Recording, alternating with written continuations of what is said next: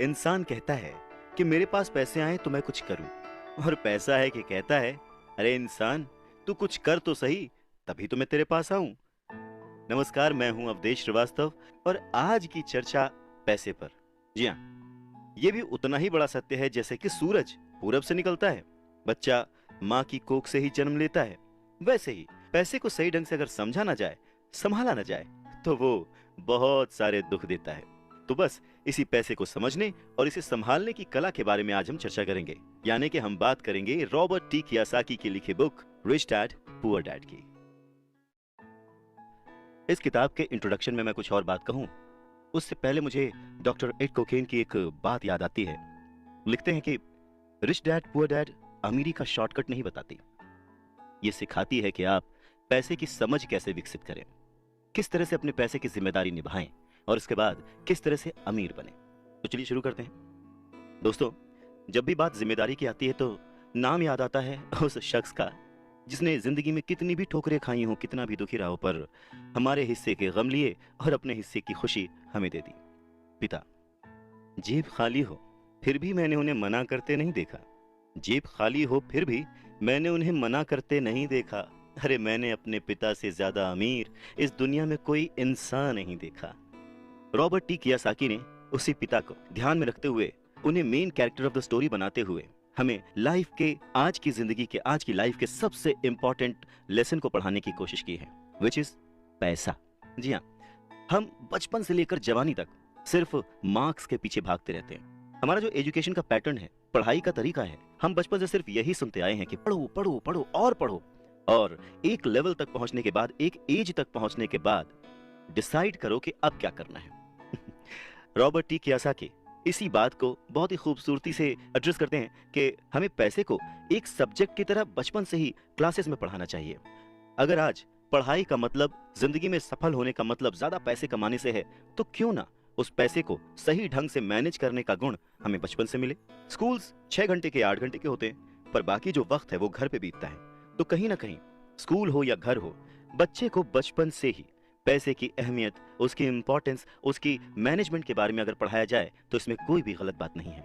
मुझे लगता है कि ये बात कहीं ना कहीं मिसिंग थी। शायद कई सालों से ये जद्दोजहद है कि इसे शुरू किया जाए, इसे समझाया जाए। बहुत सारी फिल्में बनी हैं इस पर, लेकिन आज भी हम मार्क्स मार्क्स और मार्क्स के पीछे ही भागते हैं। अगर हमें पैसे को सही ढंग से मैनेज करने की कला आ जाए, अगर हमारी समझ डेवलप हो जाए, तो मुझे लगता है कि जो आजकल के बच्चे हैं वो बड़े जब होंगे तो वो खुश रहेंगे। इंसान को कंप्लीट करने के लिए उसका परिवार, उसके अपने, उसके दोस्त, उसका रहन सहन सब बहुत जरूरी होता है। ये तो नहीं कह सकते कि पैसा ही सब कुछ है, पर हाँ, सब कुछ पाने के लिए पैसा जरूरी है। काश काश कि मैंने ये बुक 20 साल पहले पढ़ी होती। ये लाइन अमेरिका के एक बहुत ही बड़े बिल्डर लैरिसन क्लार्क ने कही थी जब उन्होंने रिच डैड पुअर डैड पढ़ी थी। वक्त ऐसे ही बीत जाता है और हम काश में फंसे रह जाते हैं। ऐसी बहुत सारी चीजें हमें जब पता लगती हैं जिससे हमारी लाइफ बदल सकती थी, हमें कुछ सीखने को मिल सकता था, हमें तरक्की करने को मिल सकता था, पर वक्त बीत चुका होता है और बस रह जाता है तो ये एक काश, काश कि मैंने ये कर लिया होता। इस किताब में कियोसाकी ने अपने 2 पिताओं का रेफरेंस लिया है। एक जो रिच डैड थे, जिनके पास बहुत पैसा था, और एक जो पुअर डैड थे। रॉबर्ट कियोसाकी अपने दोनों पिताओं को, दोनों डैड्स को बराबर का सम्मान देते थे, और उनके जो दोनों पिता थे वो भी उन्हें उतना ही प्यार करते थे। बहुत सारे लोगों के सवाल हो सकते हैं कि एक ही वक्त पर एक इंसान के 2 पिता कैसे हो सकते हैं, या कोई और क्वेश्चन। मुझे लगता है कि हम अगर इस बात पे ध्यान दें कि रॉबर्ट कियोसाकी हमें समझाना क्या चाहते हैं, तो हमारे लिए फायदे की बात होगी। हो सकता है उन्होंने ऐसा मान लिया हो सकता है उन्होंने अपने मन को पुअर डैड और अपने दिमाग को रिच डैड माना हो, या ये हो सकता है कि एक डैड उनके रहे हों और दूसरे डैड उनके किसी दोस्त के, कुछ भी हो सकता है। इंपॉर्टेंट ये नहीं है कि ये जो डैड का रेफरेंस लिया उन्होंने, ये कहानी है या काल्पनिक है। असल बात ये है कि रॉबर्ट कियोसाकी हमें समझाना क्या चाहते हैं, हमें बताना क्या चाहते हैं। चलिए मान लेते हैं कि रॉबर्ट कियोसाकी के 2 पिता थे और उनमें से एक बहुत अमीर थे, एक बहुत गरीब थे। तो रॉबर्ट कियोसाकी कहते हैं कि सोच जो है वो बहुत बड़ा रोल प्ले करती है, और इसी माध्यम से रॉबर्ट कियोसाकी कहते हैं कि हालांकि वो दोनों पिता उनके अपने थे, हालांकि वो दोनों पिता उनका उतने ही शिद्दत से, उतने ही मन से ख्याल रखते थे, उतना ही प्यार करते थे, अपनी जान निछावर करते थे और हमेशा उन्हें सिखाने की कोशिश करते थे, जिंदगी में आगे बढ़ाने की कोशिश करते थे। पर ऐसा क्यों था कि उनके एक पिता अमीर थे और एक पिता गरीब? सारा खेल सोच का है, सारा खेल नजरिए का है। नजरिया ही इंसान को तरक्की दिला सकता है और नजरिया ही इंसान के जीवन की नाव डुबा सकता है। तो ये हमारे ऊपर है कि हम किस रंग के चश्मे को पहनकर कैसा मौसम देखते हैं। किसी शायर ने क्या खूब कहा है कि जैसा दर्द हो वैसा मंजर होता है। अरे मौसम तो इंसान के अंदर होता है और उसी अंदर के मौसम को हमेशा बनाए रखने, अपने आप को पॉजिटिव रखते हुए, अपना नजरिया सकारात्मक रखते हुए अगर हम आगे सोचें तो कुछ अच्छा तो जरूर होगा। स्कूल जाओ और मेहनत से पढ़ो, ये जो लाइन है याद करिए, बचपन में हम सब ने सुना है और एक बार नहीं कई बार सुना है। रिश्तेदारों से, घर वालों से, टीचर से, हर एक से, स्कूल जाओ और मेहनत से पढ़ो। एक वक्त तो ऐसा लगता था कि बस पढ़ते रहो पढ़ते रहो पढ़ते रहो, पर जैसे जैसे समझ आगे बढ़ी एक सवाल मन में घर करने लगा, आखिर हम पढ़ किस लिए रहे हैं? देखिए, स्कूल जाना और पढ़ाई करना ये बहुत ही अच्छी बात है, लेकिन अगर कोई काम किया जा रहा है तो वो किस वजह से किया जा रहा है ये जानना भी उतना ही जरूरी है। अपनी पढ़ाई पूरी करने के बाद हम सबसे पहले जॉब ही ढूंढते हैं ना, ये सोच करके जॉब मिलने पर हमारी सारी प्रॉब्लम्स दूर हो जाएंगी, पैसे मिल जाएंगे, हम घर बना लेंगे, गाड़ी खरीद लेंगे और जो भी जरूरतें हैं पैसे से जुड़ी हुई वो सब पूरी कर लेंगे। पर ऐसा होता नहीं है। बहुत सारे लोग अच्छी जॉब और बहुत ही अच्छी सैलरी होने के बावजूद खुश नहीं होते।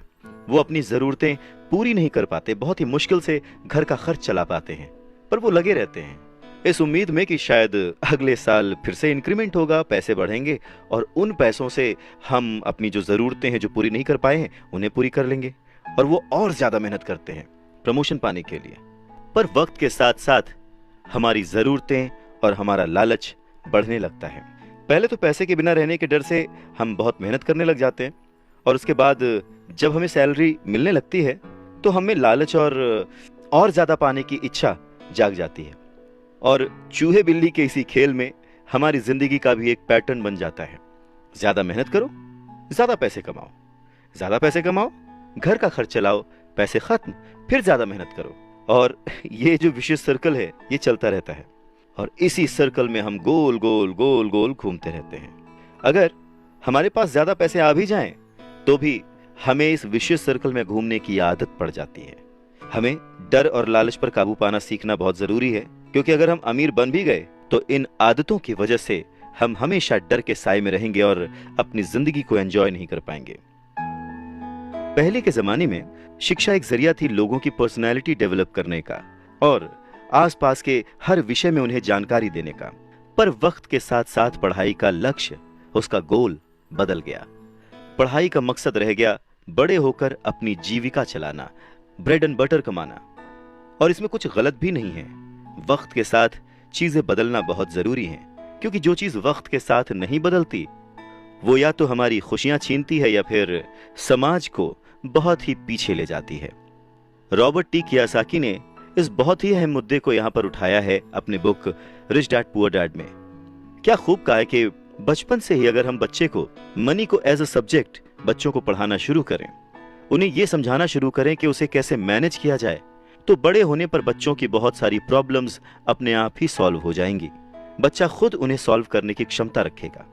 पर कहीं ना कहीं रॉबर्ट टी कियोसाकी ने इस बात का पूरा ध्यान रखा है कि पैसे को रिश्तों के ऊपर न रखा जाए। तभी तो उन्होंने इस विषय को रिश्तों के माध्यम से ही समझाने की कोशिश की है। रॉबर्ट टी कियोसाकी के पहले जो डैडी थे वो हमेशा ये कहते थे कि मैं इसे कैसे खरीद सकता हूं। वहीं जो उसके दूसरे डैडी थे वो कहते थे मैं इसे क्यों नहीं खरीद सकता हूं। दोनों की सोच में अंतर था, दोनों के शब्दों में अंतर था। यानी कि जिसे हम जिंदगी में पाना चाहते हैं, जिसे संभालना चाहते हैं, जैसे कि पैसा, तो उसके बारे में अगर बचपन से जाना जाए तो क्या यह सही नहीं होगा? आज जिस तरह से पढ़ाई की जाती है, बच्चा ग्रेजुएट होकर सोचता है कि अब मैं कौन सी नौकरी करूंगा। क्या यह सही नहीं है कि थोड़ा और पहले से बच्चे को इस विषय के बारे में और अच्छे से और डीपली पढ़ाया जाए, समझाया जाए? ये तो वही बात हो गई, जाना था जापान, पहुंच गए चीन। यानी कमाना था पैसे, पर जब तक इसकी समझ आई तब तक बहुत देर हो चुकी थी। यानी कि हमें सबसे पहले ये समझने की जरूरत है कि हम खुद एक्सेप्ट करें कि हम इसे कैसे पा सकते हैं, इसे कैसे संभाल सकते हैं, और वही सही शिक्षा हम अपने आने वाली पीढ़ी को भी दे सकते हैं।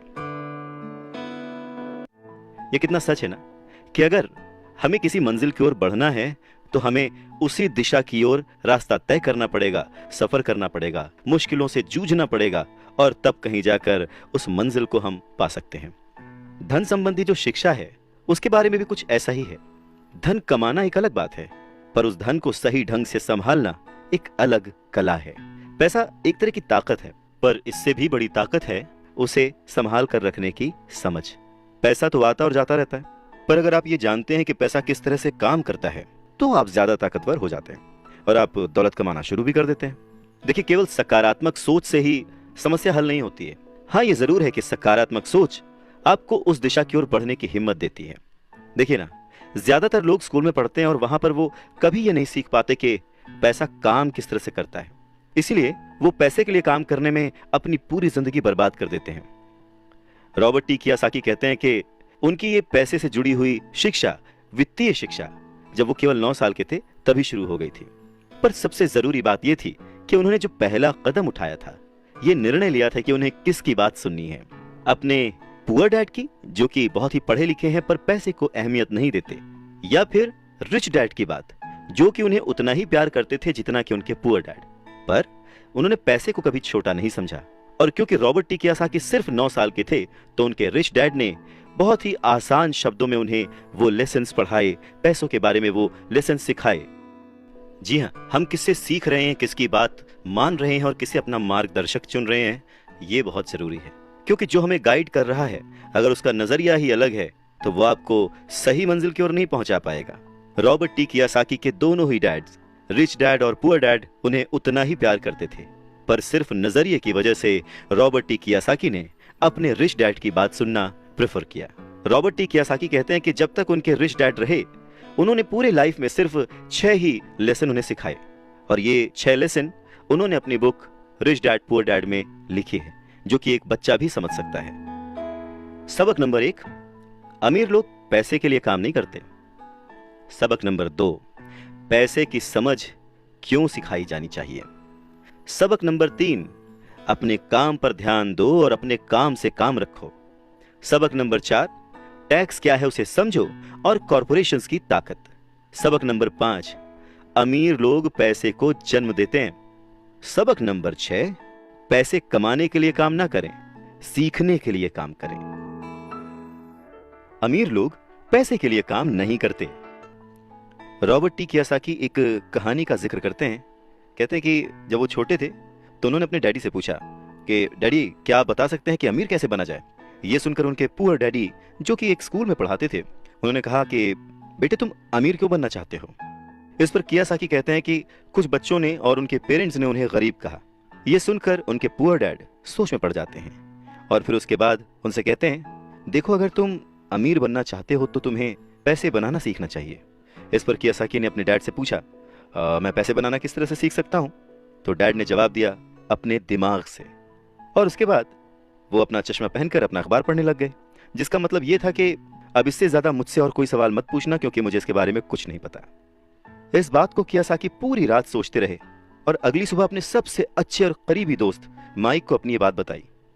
उन्होंने माइक से पूछा कि क्या वो ये पैसे बनाने वाले काम में उनके बिजनेस पार्टनर बनेंगे। माइक ने उनसे पूछा, ठीक है, मैं तुम्हारे साथ हूं, पर तुम पैसा कैसे कमाओगे और हमें क्या करना चाहिए। इस पर कियोसाकी ने ठीक वही जवाब जो उनके पिता ने उन्हें दिया था, उनके डैड ने उन्हें दिया था, बता दिया कि भाई, मुझे नहीं पता, लेकिन फिर भी क्या तुम इस काम में मेरे पार्टनर बनना चाहते हो। और फिर दोनों दोस्तों ने एक दूसरे का साथ दिया, बिजनेस पार्टनरशिप पक्की हो गई। कुछ दिन बीते, दिमाग दौड़ाया गया और आखिरकार उनका स्कूल जाना सफल रहा। स्कूल की क्लास में उन्होंने कुछ ऐसा पढ़ा था जिसे सोचकर कियोसाकी को लगा कि बस पैसा बनाने का फॉर्मूला तो मिल गया। और बस उसी आइडिया को फॉलो करते करते कियोसाकी और माइक ने ढेर सारा कच्चा माल इकट्ठा कर लिया, बहुत मेहनत की, और अपने डैड की गैराज में उन्होंने कुछ सिक्के बनाए। और जब उनके डैड ने उन्हें देखा तो उन्होंने पूछा कि तुम क्या कर रहे हो। तब कियोसाकी का जवाब था, जैसा आपने कहा था, पैसे बना रहा हूं। तब उनके जो पुअर डैड थे, उन्होंने कियोसाकी को कहा कि आओ, मुझे तुमसे बात करनी है। कियोसाकी और माइक वहां सीढ़ियों पर बैठ गए, साथ में कियासाकी के डैड और माइक के डैड जो कि रिश थे वो भी बैठ गए। यहाँ पे मैं आपको बताना चाहता हूँ कि इस पूरी कहानी में जो कियासाकी ने अपने रिच डैड को रेफर किया है वो दरअसल माइक के पिता थे। और फिर बच्चों की इस हरकत को देखकर कियासाकी के पुअर डैड ने अपनी बात को और डिटेल में समझाया और अपनी बात को करेक्ट किया। पहली बार उन्होंने बच्चों को बताया कि गैर कानूनी क्या होता है। बच्चों को लगा कि जो उन्होंने किया वो सही था, पर जब उन्होंने जाना कि ये अलाउड नहीं है, सिक्के छापना अलाउड नहीं है, उसके पीछे कई तरीके होते हैं, कानूनी गैर कानूनी, ये सब बातें जब बच्चों ने समझी तो उनका मुंह उतर गया। फिर उन्होंने पूछा, तो फिर हम अमीर कैसे बन सकते हैं? तब कियासाकी के डैड ने उनसे कहा कि अगर तुम्हें सच में अमीर बनना है, रिच बनना है, तो तुम मुझसे नहीं माइक के डैड से पूछो। कियासाकी ने अपने डैड से कहा, पर आप क्यों नहीं बता सकते, हम गरीब क्यों हैं? कियासाकी के पुअर डैड ने कहा, क्योंकि मैं एक टीचर हूं और मैंने पैसे कमाने की राह नहीं चुनी है। पैसे कमाने के लिए तुम्हें माइक के डैड से ही पूछना पड़ेगा। क्या खूबसूरत बात समझाई है कियासाकी ने कि अगर हमें कोई पर्टिकुलर गोल अचीव करना है, कोई लक्ष्य प्राप्त करना है, तो हमें रास्ता भी सही चुनना होगा, मार्गदर्शक भी सही चुनना होगा। कहते हैं कि सफल होने के लिए मेहनत करना बहुत जरूरी है। मेहनत तो एक मजदूर भी करता है, पर सफलता पाने के लिए, सक्सेस पाने के लिए सही दिशा में सही स्ट्रैटेजी के साथ मेहनत करने से ही सक्सेस हासिल होती है। रॉबर्ट टी कियासाकी के पुअर डैड ने उन्हें कहा कि उन्हें उनके फ्रेंड माइक के डैड से पूछना चाहिए कि पैसे कैसे कमाए जाते हैं, सक्सेसफुल कैसे हुआ जाता है। तो रॉबर्ट टी कियासाकी ने और उनके फ्रेंड माइक ने यह डिसाइड किया कि वो अपने रिच डैड से यह बात जरूर पूछेंगे कि अमीर कैसे बना जाए, पैसे कैसे बनाए जाए। रॉबर्ट टी कियासाकी ने अपने रिच डैड से पूछा कि क्या वो उन्हें पैसा बनाना सिखाएंगे। इस पर उनके रिच डैड ने एक शर्त रखी, और शर्त यह थी कि वो बच्चे उनके साथ काम करते हुए सीखेंगे, न कि क्लास में बैठकर लेक्चर सुनते हुए। उन्होंने कहा कि मेरे पास इतना वक्त नहीं है कि मैं तुम्हें क्लास में बैठकर पढ़ाऊं और जिसका तुम कोई प्रैक्टिकल इस्तेमाल ना कर सको।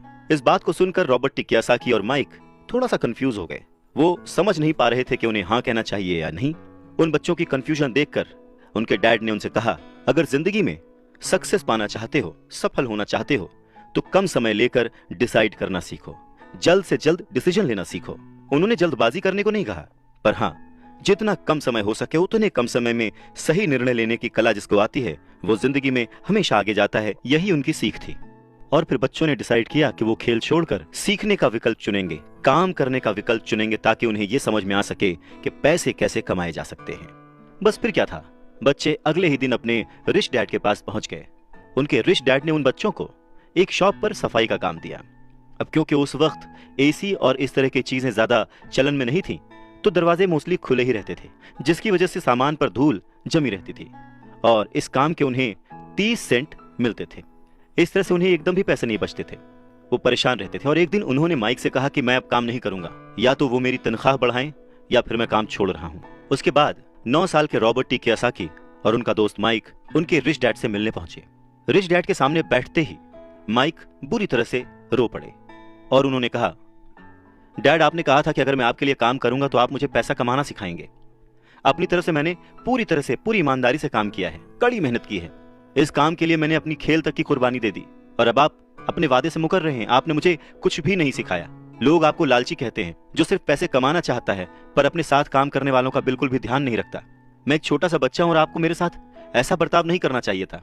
रॉबर्ट टी कियासाकी के डैड ने कहा, पर मैं तो तुम्हें काम सिखा रहा हूं।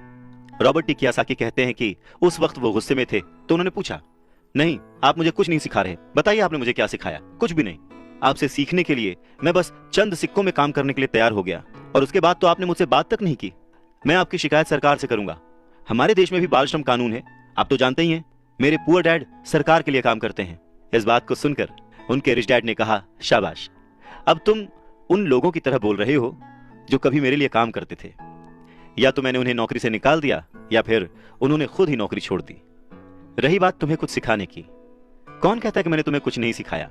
पिछले दिनों जितना तुमने काम किया, जरा सोच कर देखो, क्या सिखाने का मतलब केवल भाषण देना या बातचीत करना ही होता है?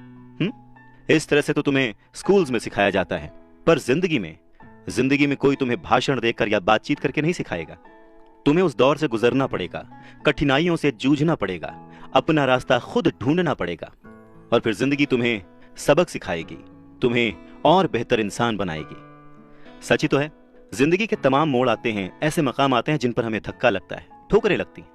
हम उस वक्त परेशान होते हैं कि हमारे साथ ऐसा क्यों हो रहा है। पर अगर ध्यान से देखा जाए तो जिंदगी उस झटके के जरिए हमें कह रही होती है कि जाग जाओ, मैं तुम्हें कुछ सिखाना चाहती हूँ। पर 9 साल के रॉबर्ट टी कियोसाकी को ये बड़ी बड़ी बातें समझ नहीं आई। तब उनके रिच डैड ने एक बार फिर से कहना शुरू किया, अगर जिंदगी तुम्हें कोई सबक सिखाए तो तुम्हें उससे सीखना चाहिए, क्योंकि अगर तुम उससे वो सबक नहीं सीखते तो पूरी जिंदगी, तुम्हारी ये जिंदगी लगातार तुम्हें धक्के देती रहेगी। अपनी जॉब में रहते हुए तुम अगर उसकी मुसीबतों से सबक लोगे, सीखोगे, तो तुम एक समझदार, अमीर और सुखी इंसान बन सकते हो। पर अगर तुम ये नहीं सीखते तो जिंदगी भर अपनी प्रॉब्लम्स के लिए अपनी नौकरी, कम सैलरी या फिर अपने बॉस को कोसते रहोगे और हमेशा उम्मीद करते रहोगे कि कोई और आए, तुम्हारी सैलरी बढ़ाए और तुम्हें सुख दे, जो कि पॉसिबल नहीं है। तो उनके रिच डैड ने उन्हें 10 सेंट हर घंटे की जॉब पर रखा। 10 सेंट बहुत ही कम होते हैं। रॉबर्ट टी कियोसाकी ने वो जॉब छोड़ दी और अपने रिच डैड के पास गए और गुस्से में उनसे कहा कि मैं इतने कम पैसे पे काम नहीं कर सकता। ये बात सुनकर उनके रिच डैड ने कहा, मुझे खुशी है कि तुम 10 सेंट पर काम करने के लिए असंतुष्ट हो। अगर तुम गुस्सा होकर मेरे पास नहीं आते तो मैं कभी भी तुम्हें पैसा बनाने की कला नहीं सिखाता। इस बात से यह साबित होता है कि तुम पैसा कमाना सीखना चाहते हो। रॉबर्ट टी कियोसाकी अपने डैड की बात बहुत ध्यान से सुन रहे थे। उनके डैड ने कहना जारी रखा, तुम्हें पता है कि गरीबी पैसों की नहीं, मन की होती है।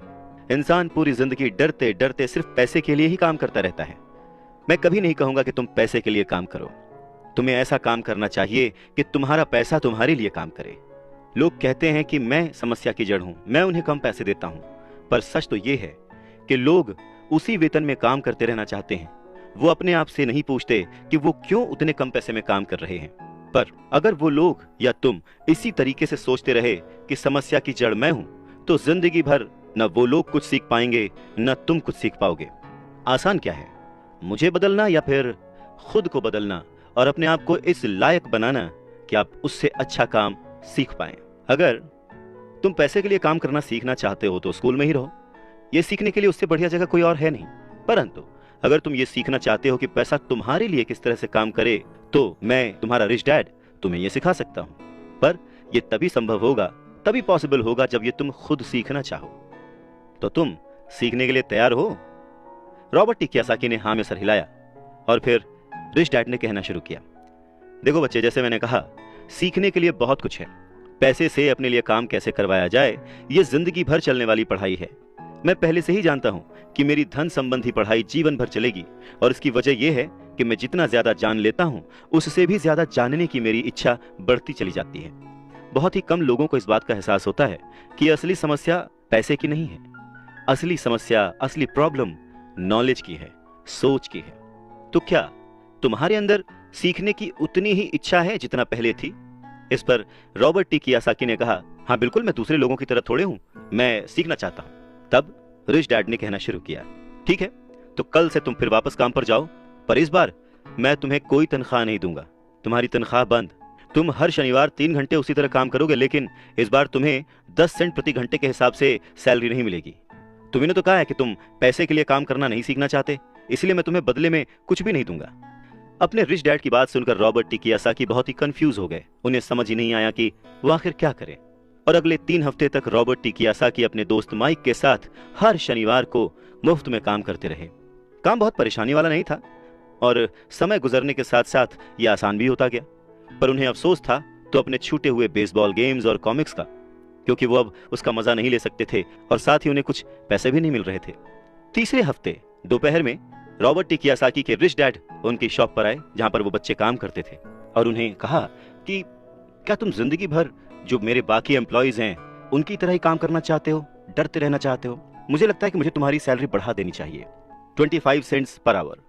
ये सुनकर वो दोनों मन ही मन खुश हो गए, पर उन्होंने सामने कुछ नहीं कहा, वो चुप रहे। रिच डैड ने थोड़ी देर देखा और कहा कि चलो अच्छा, तुम इतने पे खुश नहीं हो, मैं तुम्हारी सैलरी $1 पर आवर कर देता हूँ। $1 पर आवर उस समय के हिसाब से कह सकते हैं कि देश का सबसे अमीर बच्चा भी जो होगा वो भी नहीं कमाता होगा। वो थोड़ी देर चुप रहे और फिर उन्होंने कहा कि अच्छा चलो ठीक है, मैं तुम्हारी सैलरी $5 पर आवर कर देता हूं। यह सैलरी सुनकर उनका मन बार बार कह रहा था कि मान लो, इससे क्या नहीं खरीदा जा सकता, ढेर सारी कॉमिक्स, ढेर सारी साइकिल्स वगैरह वगैरह। पर वो चुप रहे। उन बच्चों को चुप देख उनके रिच डैड ने कहा, मुझे अच्छा लगा कि तुम लोगों ने लालच नहीं किया, जल्दबाजी नहीं दिखाई, और मैं ये देख सकता हूं कि तुम अगर इसी तरह मन लगाकर सीखते रहे तो फ्यूचर में पैसे से जुड़ी किसी भी बात के लिए तुम जल्दबाजी में डिसीजन नहीं लोगे। जब किसी के पास पैसा आता है तो अपने साथ डर और लालच भी लेकर आता है। नमस्कार, मैं हूं Avdhesh Srivastava. Robert T Kiyosaki के रिच डैड उन्हें पैसे के बारे में, उसकी अहमियत के बारे में और साथ में आने वाले डर और लालच के बारे में समझाते हुए कहते हैं कि कुछ और पाने की इच्छा को, बेहतर पाने की इच्छा को लोग लालच कहते हैं, पर मेरे लिए ये इच्छा ही है और इसमें कोई बुराई भी नहीं है। पर यकीन मानो, अगर मैं तुम्हें $5 भी दूं तो भी तुम्हारी समस्या नहीं सुलझेगी, तुम अमीर नहीं बन पाओगे। अपने रिच डैड की बात सुनकर रॉबर्ट टी कियोसाकी ने पूछा, ऐसा क्यों? अगर मैं इतनी सैलरी उठाऊंगा उसके बाद भी मैं अमीर क्यों नहीं बन पाऊंगा? तब रिच डैड ने कहा, क्योंकि अमीरी मन से होती है, सोच से होती है, पैसे से नहीं। पैसा आज है, कल जा भी सकता है, पर जो इंसान सोच से अमीर है, जो ये जानता है कि पैसे को कैसे संभाला जाए, पैसे को कैसे कमाया जाए, पैसे को कैसे बनाया जाए, वो कभी भी गरीब नहीं हो सकता। इस पर रॉबर्ट टी कियोसाकी ने पूछा, तो क्या हमें पैसे से दूर रहना चाहिए, उसके पीछे भागना नहीं चाहिए? इस पर रिच डैड ने जवाब दिया, देखो, पैसे से दूर रहना भी उतना ही बड़ा पागलपन है जितना कि उसके पीछे भागना। मुसीबत की घड़ी में या पैसे न होने की घड़ी में, गरीबी की हालत में ज्यादातर लोग ये नहीं जानते कि वो अपने दिमाग से सोचते हैं या अपने दिल से। आपकी भावनाएं तो आपकी ही रहेंगी, पर मुसीबत के वक्त दिल से नहीं, दिमाग से सोचना भी आना चाहिए। अक्सर लोग जब नौकरियां छोड़ते हैं, अक्सर लोग जब अपने बॉस की बुराई करते हैं, अक्सर लोग जब अपनी मुसीबतों के पहाड़ की बात करते हैं, तो वो अपने दिल से सोच रहे होते हैं, क्योंकि जो दिमाग से सोचता है वो हमेशा अपनी तरक्की के बारे में सोचता है। वो इस डर से नहीं सोचता कि उसकी नौकरी चली जाएगी। तुम्हें दिल के हाथों मजबूर होकर, डर के हाथों मजबूर होकर पैसे का गुलाम नहीं बनना है। मैं चाहता हूं कि तुम दिमाग से सोचो और पैसे को अपना गुलाम बनाओ, ताकि वो पैसा तुम्हारे लिए काम करे। क्योंकि इस दुनिया में सच्चा अमीर वही है जो पैसे के पीछे न भागे, जो खुद पैसे के लिए काम ना करे, बल्कि उसका पैसा उसके लिए 24 घंटे काम करता रहे। बढ़ती हुई महंगाई और घटती हुई कमाई को देखकर मुझे आधार कार्ड की नहीं बल्कि उधार कार्ड की जरूरत महसूस हो रही है। सच में रॉबर्ट टी कियोसाकी की ये बुक तब भी उतनी ही प्रासंगिक थी, उतनी ही रिलेवेंट थी जितनी कि आज। महंगाई हमेशा बढ़ती आई है, चीजें महंगी होती आई हैं, दाम बढ़ते आए हैं। उसके पीछे का कारण, उसके पीछे की सोच क्या है और ये महंगाई है क्या, कैसे बढ़ती है, इसके बारे में रॉबर्ट टी कियोसाकी के रिच डैड बहुत अच्छे से समझाते हैं। वो कहते हैं कि जितना ज्यादा हम पैसे कमाते हैं उतना ही ज्यादा उसके खोने का डर हमारे अंदर बढ़ता जाता है। पैसे के साथ जो डर आता है, पैसे के साथ जो लालच आता है, वही हमें पैसे के पीछे भगाता है और हमें पैसे का गुलाम बनाता है। हमें ये समझने की जरूरत है कि इस लाइफ की जरूरतों में हम सब बंधे हुए हैं। हम सब अपने परिवार को चलाने के लिए, अपनी डेली नीड पूरी करने के लिए, अपने शौक पूरे करने के लिए दिन ब दिन पैसे के पीछे भागते रहते हैं। धीरे धीरे ज्यादा पैसा कमाने की इच्छा करते रहते हैं। पैसा कमाना गलत नहीं है, पर पैसे कमाने के पीछे की नीयत, उसका सही होना जरूरी है। और वो नीयत ही है जो इस समाज में महंगाई बढ़ाती है, और वो नीयत ही है जो इस समाज में डिसबैलेंस पैदा करती है। एक छोटे से एग्जाम्पल से इस बात को समझा जा सकता है कि एक डॉक्टर जो अपने परिवार को ज्यादा खुशी देना चाहता है, अपनी फीस बढ़ा देता है। उसकी फीस बढ़ने की वजह से सारी मेडिकल फैसिलिटीज, स्वास्थ्य सुविधाएं सब महंगी हो जाती हैं। अब इससे गरीब लोगों को सबसे ज्यादा नुकसान पहुंचता है। इसलिए गरीब लोगों का स्वास्थ्य अमीर लोगों से ज्यादा बुरा होने लगता है। अब क्योंकि डॉक्टर्स ने अपनी फीस बढ़ा दी है, इसलिए लॉयर्स ने भी अपनी फीस बढ़ा दी। लॉयर्स ने अपनी फीस बढ़ा दी तो स्कूल टीचर भी अपनी तनख्वाह बढ़ाना चाहते हैं, और यह सिलसिला बस यूं ही चलता रहता है। जल्द ही अमीर और गरीब होता जाता है, और इतना बड़ा अंतर दोनों के बीच आ जाता है कि सोशल डिसबैलेंस पैदा हो जाता है। रिच डैड की बात सुनकर रॉबर्ट टी कियोसाकी ने उनसे पूछा, डैड, क्या कीमतें बढ़नी नहीं चाहिए? इस पर रिच डैड ने जवाब दिया, अच्छी तरह से चल रही सरकार और एक शिक्षित समाज में तो नहीं बढ़नी चाहिए। कीमतें दरअसल कम होनी चाहिए। जाहिर है कि ऐसा केवल सिद्धांतों में ही होता है, आइडियली ऐसा होना चाहिए, पर प्रैक्टिकली ऐसा नहीं होता। कीमतें अज्ञान से पैदा हुए लालच और डर के कारण होती हैं, जैसा कि मैंने तुम्हें बताया। अगर स्कूल्स में मनी के बारे में, पैसों के बारे में सिखाया जाता तो लोगों के पास ज्यादा पैसा होता और बाजार की कीमतें भी कम होती।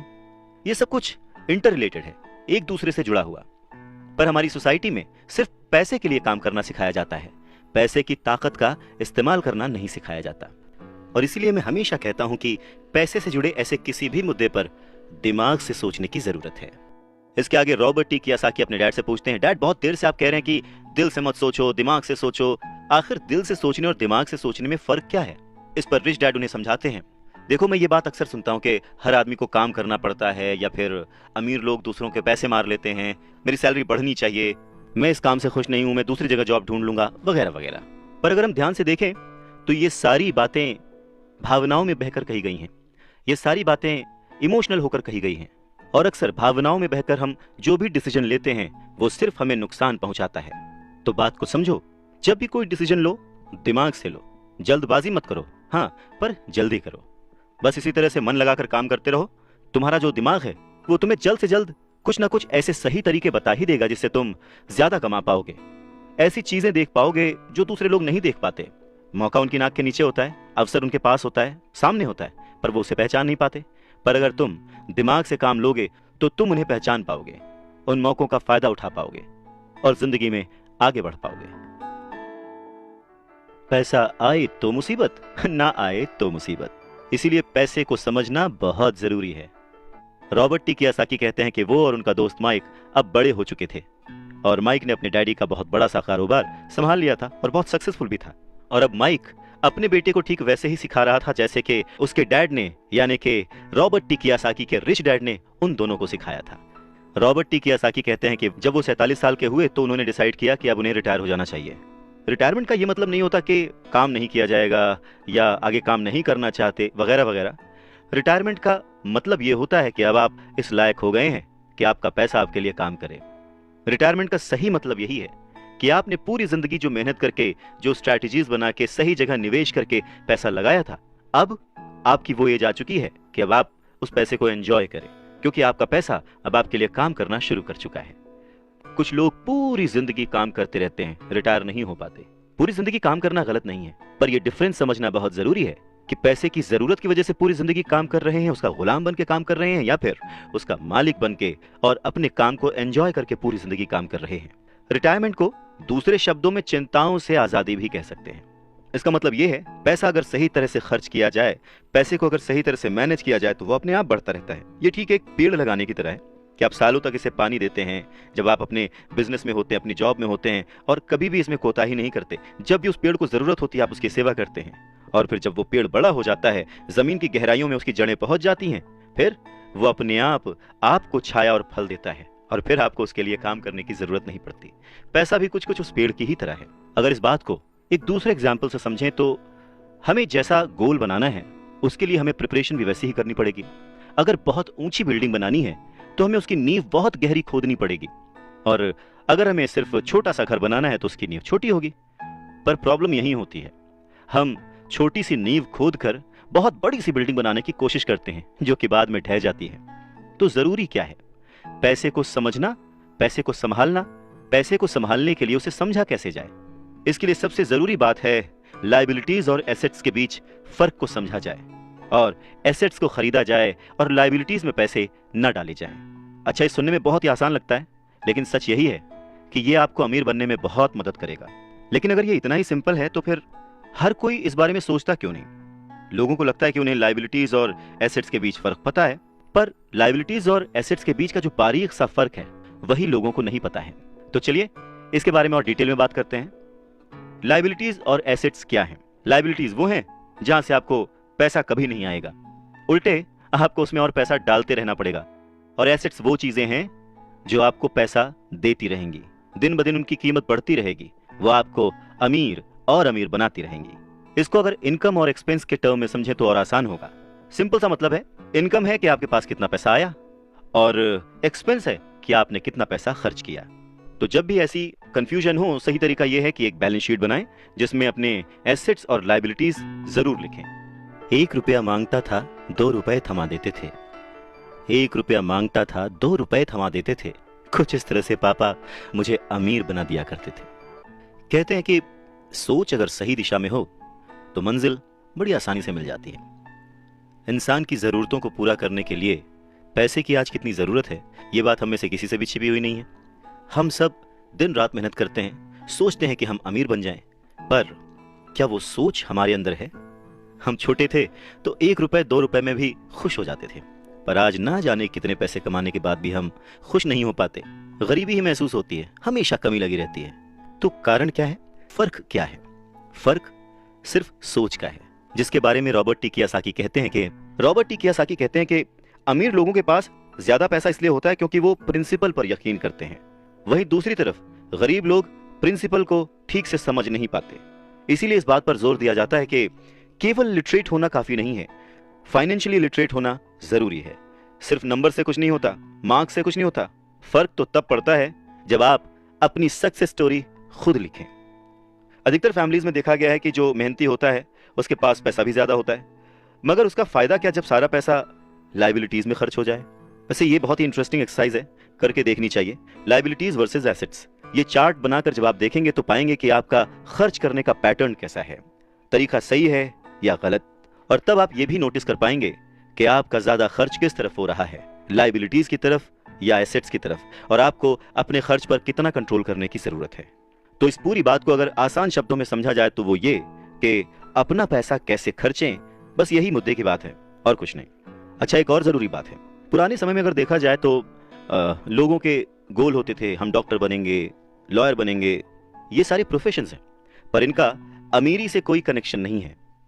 पर सोच यही थी कि हम डॉक्टर बनेंगे तो बहुत पैसा कमाएंगे, लॉयर बनेंगे तो बहुत पैसा कमाएंगे, बैरिस्टर बनेंगे तो बहुत पैसा कमाएंगे। इस सोच की जड़ ही गलत है। पुराने जमाने के कई लोग आज डॉक्टर, इंजीनियर या जो कुछ भी वो बनना चाहते थे बन चुके हैं, पर आज भी वो पैसे के लिए स्ट्रगल कर रहे हैं। क्यों? क्योंकि वो उनकी नींव ही अलग थी। आज दौर बदल चुका है, बच्चे एथलीट बनना चाहते हैं, स्पोर्ट्स पर्सन बनना चाहते हैं, स्टार बनना चाहते हैं, क्योंकि उन्हें पता है कि सिर्फ अच्छी पढ़ाई और अच्छे ग्रेड्स के भरोसे बैठकर वो अपने करियर में सक्सेस नहीं पा सकते। आज वक्त बदल चुका है। आज के ज़माने में सभी वर्किंग हैं, हस्बैंड वाइफ वर्किंग हैं, दोनों कमाते हैं और सोचते हैं कि हम दोनों मिलकर ज़्यादा पैसे कमाएंगे और हम ज़्यादा अमीर हो जाएंगे। और सबका ध्यान सिर्फ अपने अपने करियर पर ही होता है। कमाई बढ़ने लगती है, पर जाहिर है कि उसी के साथ साथ खर्चे भी बढ़ने लगते हैं। कहने का मतलब ये कि बिना फाइनेंशियली लिटरेट हुए आप कितने भी पैसे कमा लें, वो खर्च हो जाएंगे, वो आपकी लाइबिलिटीज में चले जाएंगे, और ये एक ऐसा चक्कर है जो फिर चलता ही रहता है। और उसके बाद सभी ये सोचते हैं कि इस मुसीबत से बाहर कैसे निकला जाए। दरअसल लोगों को लगता है कि ज्यादा पैसे कमाने से आदमी अमीर हो जाता है, पर रॉबर्ट टी कियोसाकी कहते हैं कि अमीरी एक सोच है। अमीरी अपने पैसे को सही जगह खर्च करने की समझ है। अमीरी पैसे के पीछे ना भागने की सोच है। अमीरी रिटायरमेंट लेते समय ना डरने की सोच है। अमीरी तब है जब आपका पैसा आपके लिए काम करे। तो आप जब भी खर्च करें हमेशा ये ध्यान रखें कि पैसा आपको अमीर नहीं बनाता। उसे सही जगह पे इन्वेस्ट करना, उसे सही से संभाल कर रखना, या कई बार उसे गलत जगह पर खर्च ना करना भी आपको अमीर ही बनाता है। कहने का मतलब ये कि अमीरी क्या है?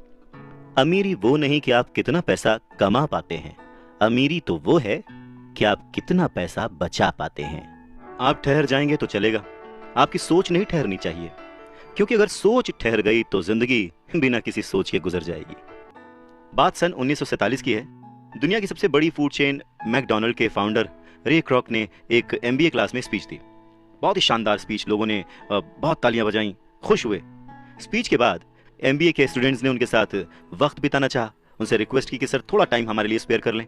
बातों बातों में रे क्रॉक ने अचानक एक सवाल किया, क्या आप लोग जानते हैं कि मैं किस बिजनेस में हूं? अब क्योंकि वो मैकडी को रिप्रेजेंट कर रहे थे तो सभी जानते थे कि भाई आप हैमबर्गर बेचते हैं, फूड बिजनेस में हैं। तो बच्चों ने वही जवाब दिया। इस बात पर रे हंसने लगे। उनका असली बिजनेस तो रियल एस्टेट का है, क्योंकि मैकडी के लिए हर लोकेशन का चुनाव बहुत ही सोच समझकर और रेकी करके किया जाता है। जहां उनकी फ्रेंचाइजी बनाई जाती है वो जमीन भी साथ ही बेची जाती थी। तो इसका सीधा मतलब यह था कि फ्रेंचाइजी खरीदने वाले उस वक्त वो जमीन भी खरीदते थे। तो इस तरह से ये एक रियल एस्टेट बिजनेस भी हो गया। और ठीक यही सबक रॉबर्ट टी कियोसाकी के रिच डैड ने उन्हें सिखाया कि अक्सर लोग खुद के लिए छोड़कर बाकी सब के लिए काम करते हैं। वो टैक्स पे करके गवर्नमेंट के लिए काम करते हैं, उस कंपनी के लिए काम करते हैं जहां वो नौकरी करते हैं, बैंक का मॉर्गेज देकर उसके लिए काम करते हैं। और ये सब इसलिए क्योंकि हमारा एजुकेशन सिस्टम ही ऐसा है। स्कूल हमें एम्प्लॉय बनना सिखाता है, एम्प्लॉयर नहीं। जो आप पढ़ते हैं बस वही आप बनते हैं, इसलिए हमेशा सही पढ़ें। अगर आपने साइंस पढ़ी तो डॉक्टर बनेंगे, मैथमेटिक्स पढ़ी तो इंजीनियर बनेंगे, मतलब आपने जो पढ़ा वही आप बने। अब मुसीबत यह है कि इससे छात्रों का कोई भला नहीं हो पाता, क्योंकि वो नौकरी और बिजनेस के बीच के फर्क में उलझ कर रह जाते हैं। जब कोई पूछता है कि आपका बिजनेस क्या है, तो आपको ये नहीं बोलना चाहिए कि मैं तो एक डॉक्टर हूं या एक बैंकर हूं, क्योंकि वो आपका प्रोफेशन है, बिजनेस नहीं। वो प्रोफेशन है जिससे आप लोगों की सेवा करते हैं, वो प्रोफेशन है जिससे आप अपना घर चलाते हैं। अमीर बनने के लिए प्रोफेशन नहीं, बिजनेस की जरूरत है। कहने का मतलब है कि आप जो कुछ भी करते हैं उसे अपना बिजनेस बनाइए, नौकरी नहीं। अपनी सारी उम्र दूसरों के लिए काम करके उन्हें अमीर करने में बर्बाद ना करें, बल्कि खुद की जिंदगी को खुशहाल करने के लिए खुद काम करें। बहुत से लोगों को इस बात का एहसास बहुत देर में होता है कि जो उनका हाउस लोन है उनकी जान ले रहा है, और फिर उन्हें लगता है कि जिसे वो एसेट मानते थे वो दरअसल उनकी लायबिलिटी बन गया। जैसे उन्होंने कार ली तो उससे जुड़े तमाम खर्चे उनकी लायबिलिटीज बन गए। उन्हें पूरा करने के लिए नौकरी जरूरी है, और अगर कभी वो सेफ जॉब उनके हाथों से निकल गई तो फिर उनकी मुसीबतें शुरू। इसीलिए हमें अपने सेविंग्स पर, अपनी बचत पर, अपने एसेट्स पर इतना ज्यादा ध्यान देना चाहिए। हम कितना कमा रहे हैं उससे ज्यादा हम कितना सेव कर रहे हैं उस पर ध्यान देना चाहिए। और फाइनेंशियली सिक्योर होने का यही एक सिंपल तरीका है। आप कितने अमीर हैं ये जानने का सही तरीका नेटवर्थ इसलिए नहीं है क्योंकि जब भी आप अपने एसेट्स बेचते हैं तो उन पर भी टैक्स लगता है। आपको उतना पैसा नहीं मिलता जितना कि आप सोचते हैं। तो आपकी बैलेंस शीट के हिसाब से आपको जितना भी पैसा मिलेगा उस पर भी आपको टैक्स देना पड़ेगा। अब इसका मतलब क्या हुआ कि क्या सब कुछ छोड़ दें, जो कर रहे हैं वो सब छोड़ दें, नौकरी ना करें? नहीं, रॉबर्ट टी कियोसाकी ये बिल्कुल नहीं कहते कि जो कुछ आप कर रहे हैं उसे छोड़ दें, जो नौकरी कर रहे हैं उसे छोड़ दें। अपनी नौकरी करते रहिए, पर साथ ही एसेट्स भी जमा करते रहिए। और एसेट्स से उनका मतलब है सही और असली मायने में एसेट्स। वो ये नहीं कहते कि आप कोई कार खरीद लीजिए, क्योंकि कार एसेट नहीं है, क्योंकि जैसे ही आप उसे सड़क पर उतारेंगे उसका रेट घट जाएगा, उसकी कीमत घट जाएगी। जितना हो सके खर्चे में कटौती करिए और लायबिलिटीज को घटाइए। तो बड़ा सवाल यह आता है कि किस तरह के एसेट्स खरीदे जाने चाहिए। कुछ एग्जाम्पल्स इस तरह से समझे जा सकते हैं कि ऐसा कोई बिजनेस करें जहां आपकी मौजूदगी जरूरी ना हो। मतलब अगर आप वहां पे ना भी रहें तो आपका काम चलता रहे, दूसरे लोग आपके लिए काम करते रहें, और बस वही आपका बिजनेस है। दूसरा, आप कह सकते हैं कि रियल एस्टेट में पैसे लगा सकते हैं, आप लैंड खरीद सकते हैं, स्टॉक और बॉन्ड खरीद सकते हैं। आजकल बहुत सारी पॉलिसीज आ गई हैं, उन्हें समझें और फिर उसमें इन्वेस्ट करें। जब एसेट्स खरीदें तो अपनी पसंद की चीजों पर पैसा लगाएं, क्योंकि आपका मन होगा तभी आप उसमें ध्यान दे पाएंगे। अगर उसमें आपकी रुचि नहीं होगी ना तो आप उसे बेहतर समझ नहीं पाएंगे। रॉबर्ट टी कियोसाकी को रियल एस्टेट और स्टॉक्स में रुचि थी, खासकर छोटी कंपनियों में इन्वेस्ट करने की। तो उन्होंने अपने रिच डैड की सलाह पर अपनी नौकरी कभी नहीं छोड़ी। वो जॉब करते रहे, साथ ही अपने एसेट कॉलम को बड़ा और मजबूत बनाते रहे। उन्होंने अपना कमाया हुआ एक एक पैसा बेकार खर्च नहीं किया, उसे सेव किया। वो हमेशा ये मानकर चलते रहे कि इस पैसे की उन्हें जरूरत नहीं है, वो उसके मालिक हैं, गुलाम नहीं है। अगर आपको लगता है कि आप लग्जूरियस लाइफ जीना चाहते हैं, लग्जरी खरीदना चाहते हैं, शौक से खरीदिए, कोई बड़ी बात नहीं है। पर जैसे ही आपको ये विचार आए, ये भी जरूर सोचिए कि अमीर और गरीब में बस यही फर्क है। जहां पर मिडिल क्लास आदमी या गरीब आदमी पैसा आते ही पहले लग्जरी में खर्च करता है, वहीं अमीर आदमी उसे सबसे बाद में खरीदता है। तो यही सीक्रेट है अमीरों के और अमीर होने का और गरीबों की बढ़ती गरीबी का। संपत्ति वो है जो हमें पैसे कमा के देती है, और जिम्मेदारी, दायित्व वो है जो हमसे पैसे खर्च करवाता है। रॉबर्ट टी कियोसाकी कहते हैं कि उनके रिच डैड हमेशा चीजों को सिंपल तरीके से समझने और समझाने में विश्वास रखते थे। उन्होंने बच्चों से कहा कि अकाउंटिंग में अंक यानी नंबर इंपॉर्टेंट नहीं है, इंपॉर्टेंट तो वो बात है जो वो नंबर्स, वो अंक बता रहे हैं। ये ठीक लेटर्स की तरह है या शब्दों की तरह है। जैसे शब्द या वर्ड्स इंपॉर्टेंट नहीं होते, इंपॉर्टेंट वो बात होती है जो वो शब्द कह रहे हैं, जो वो शब्द बताना चाहते हैं। कई लोग पढ़ते हैं परंतु बहुत ज्यादा समझ नहीं पाते। अब ये रीडिंग की एक प्रॉब्लम हो सकती है। जैसे एक छोटा सा एग्जांपल लें कि अगर आपके घर में कभी मोबाइल आया हो या वीसीआर आया हो और उसके साथ एक इंस्ट्रक्शन बुक भी आती है, कभी आपने उस इंस्ट्रक्शन बुक को पढ़ा है? मैं ये गारंटी दे सकता हूं कि बहुत सारे लोगों को उसे पढ़ने के बाद भी कुछ समझ नहीं आएगा और ऐसा लगेगा कि वो दुनिया का सबसे मुश्किल काम है। ठीक वैसे ही अंकों के साथ है। अगर आप अमीर बनना चाहते हैं तो आपको अंकों को पढ़ना और उन्हें समझना आना चाहिए। रॉबर्ट टी कियोसाकी कहते हैं कि अपने रिच डैड से ये बात उन्होंने हजारों बार सुनी थी, और ये भी सुना कि अमीर लोग संपत्ति इकट्ठा करते हैं, जबकि गरीब और मध्य वर्गीय यानी मिडिल क्लास लोग दायित्व इकट्ठा करते हैं। तो सवाल यह आता है कि जब कोई नौकरी कर रहा है, अच्छी सैलरी उठा रहा है, फिर भी उसके पास पैसे की तंगी क्यों होती है? रॉबर्ट टी कियोसाकी के रिच डैड कहते हैं कि पैसे की तंगी की असली वजह होती है कि लोग संपत्ति और दायित्व के बीच अंतर नहीं कर पाते। तो वास्तव में अगर आपको अमीर बनना है तो आपको सिर्फ इतना ही जानने की जरूरत है और आप जिंदगी भर संपत्ति खरीदते रहिए। बस इनके बीच के फर्क को न जानने के कारण बहुत सारे लोग जिंदगी भर पैसे की कमी से परेशान रहते हैं। पैसों के लिए आदमी इसलिए परेशान होता रहता है क्योंकि वो ना तो शब्दों को समझ पाता है ना ही अंकों को। जिन लोगों के सामने पैसे की मुश्किलें आ रही हैं, उन्हें यह समझ लेना चाहिए कि शब्दों या अंकों में ऐसा कुछ है जिसे वो पढ़ नहीं पा रहे हैं। कोई चीज ठीक से उनकी समझ में नहीं आ रही है। अमीर लोग इसीलिए अमीर होते जाते हैं क्योंकि इस मामले में वो पैसे की तंगी से परेशान लोगों से ज्यादा समझदार होते हैं। तो अगर आप भी अमीर बनना चाहते हैं और अपनी दौलत को बनाए रखना चाहते हैं तो पैसे की साक्षरता और समझदारी बहुत जरूरी है, शब्दों में भी और अंकों में भी। जिंदगी में सिर्फ पैसे कमाकर या पैसे बचाकर आप अमीर नहीं बन सकते। अमीर बनने के लिए आपको अपने अंदर बहुत कुछ बदलना पड़ेगा। अगर कोई लॉटरी में पैसे जीत जाए और उसे वो अपने साथ रख ले, बचा ले, तो क्या वो आपकी निगाह में अमीर है? नहीं, क्योंकि वो पैसा आज नहीं तो कल उसके साथ नहीं रहेगा। अमीरी एक सोच है, एक जीवन शैली है, एक नजरिया है, और आपको हमेशा अमीर बने रहने के लिए अमीरों की तरह ही सोचना पड़ेगा, खुद को इंप्रूव करना पड़ेगा। और इसी बात को रॉबर्ट टी कियोसाकी के रिच डैड एक कहानी के माध्यम से उन्हें समझाते हैं। वो कहते हैं कि जापानी लोग 3 ताकतों को मानते थे: तलवार की ताकत, रत्नों की ताकत और दर्पण की ताकत। तलवार हथियारों की ताकत का प्रतीक थी। अमेरिका ने हथियारों पर खरबों डॉलर खर्च कर दिए और इसी कारण वो आज विश्व में सबसे ताकतवर देश है। दूसरी ताकत रत्न यानी के पैसे की ताकत का प्रतीक। इस कहावत में कुछ तो सच्चाई होगी। ये स्वर्णिम नियम याद रखो, जिसके पास स्वर्ण है वही नियम बनाता है। तीसरा दर्पण, शीशा, आत्मज्ञान का प्रतीक है। जापानी कहानियों के अनुसार ये आत्मज्ञान बाकी दोनों ताकतों से ऊपर है। गरीब और मध्यम वर्गीय लोग अक्सर ही धन की ताकत से नियंत्रित होते हैं। वो सुबह सुबह उठते हैं और नौकरी करने के लिए भागम भाग मचा देते हैं, बिना खुद से ये पूछे कि क्या ऐसा करना समझदारी है। पैसे की समझ ना होने के कारण ज्यादातर लोग पैसे की डरावनी ताकत को ये इजाजत दे देते हैं कि वो उन्हें काबू में कर ले। पैसा उन्हें कंट्रोल करने लगता है। इस इश्यू को ठीक करने के लिए अगर वो दर्पण की ताकत का इस्तेमाल करते तो वो खुद से ये सवाल जरूर पूछते कि क्या ऐसा करना समझदारी है। बहुत बार हम अपनी अंदरूनी समझदारी पर भरोसा करने के बजाय भीड़ के साथ साथ चलने लगते हैं। कोई काम इसलिए करते हैं क्योंकि बाकी सब भी ऐसा कर रहे हैं। सवाल पूछने के बजाय हम नकल करने लगते हैं।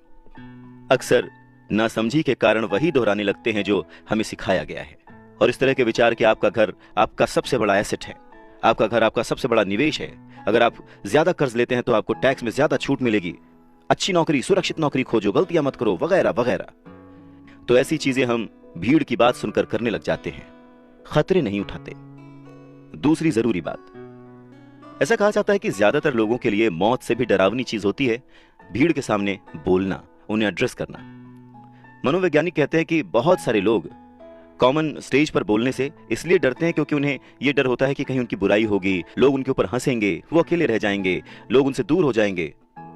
सबसे अलग होने का डर या अकेले रह जाने का डर ही वो सबसे बड़ा कारण है जिस वजह से बहुत सारे लोग अपनी समस्या, अपनी प्रॉब्लम्स को सॉल्व करने के नए नए तरीके नहीं ढूंढते, बस भीड़ के साथ चलते चले जाते हैं। इसीलिए रॉबर्ट टी कियोसाकी कहते हैं कि उनके रिच डैड की तरह ही उनके पुअर डैड ने भी उन्हें बहुत कुछ सिखाया है।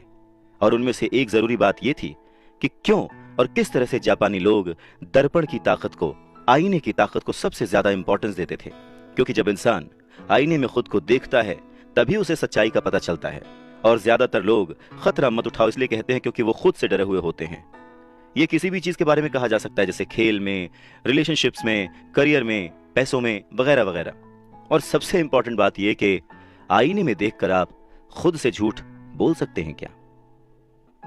रॉबर्ट टी कियोसाकी इस बात का जिक्र यहां इसलिए करते हैं क्योंकि भीड़ के साथ चलने में और पड़ोसियों की नकल करने में, उनके ऐशो आराम की नकल करने में बहुत सारी दिक्कतें आती हैं।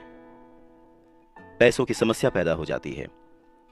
वो उनका तरीका है, वो उसे अफोर्ड कर सकते हैं, पर जब हम देखा देखी बिना सोचे समझे नकल करना शुरू कर देते हैं तो हम समस्याओं से घिर जाते हैं। और तब हमें जरूरत होती है आईने की, जो हमें यह बताए हमें क्या करना चाहिए। क्योंकि बेसिक रूल तो वही है, आप पैसे के गुलाम नहीं हैं। ऐसे काम करिए, ऐसे सोचिए, ऐसे बनिए कि पैसा आपका गुलाम हो, वो आपके लिए काम करे। जब भी बाजी लगाइए दिल और दिमाग की, ये जरूर सोचिए कि बात पैसों की है या फिर रिश्तों की। अमीर बनने का मतलब ये नहीं होता कि आप इमोशनलेस हो जाए। अमीर बनने का ये मतलब नहीं होता कि आप अपने रिश्तों को छोड़ दें। अमीर बनने का ये मतलब नहीं होता कि 24 घंटे आप सिर्फ फायदा उठाने की बात सोचें। अमीरी तो एक सोच है। रॉबर्ट टी कियोसाकी बहुत ही खूबसूरत एक अपना इंसिडेंट शेयर करते हैं कि उनके जो पुअर डैड थे, जो कि एक स्कूल में पढ़ाते थे, उन्होंने बहुत मेहनत करके पाई पाई जोड़कर एक घर बनाया था, जिसे वो हमेशा कहते थे कि ये मेरी संपत्ति है।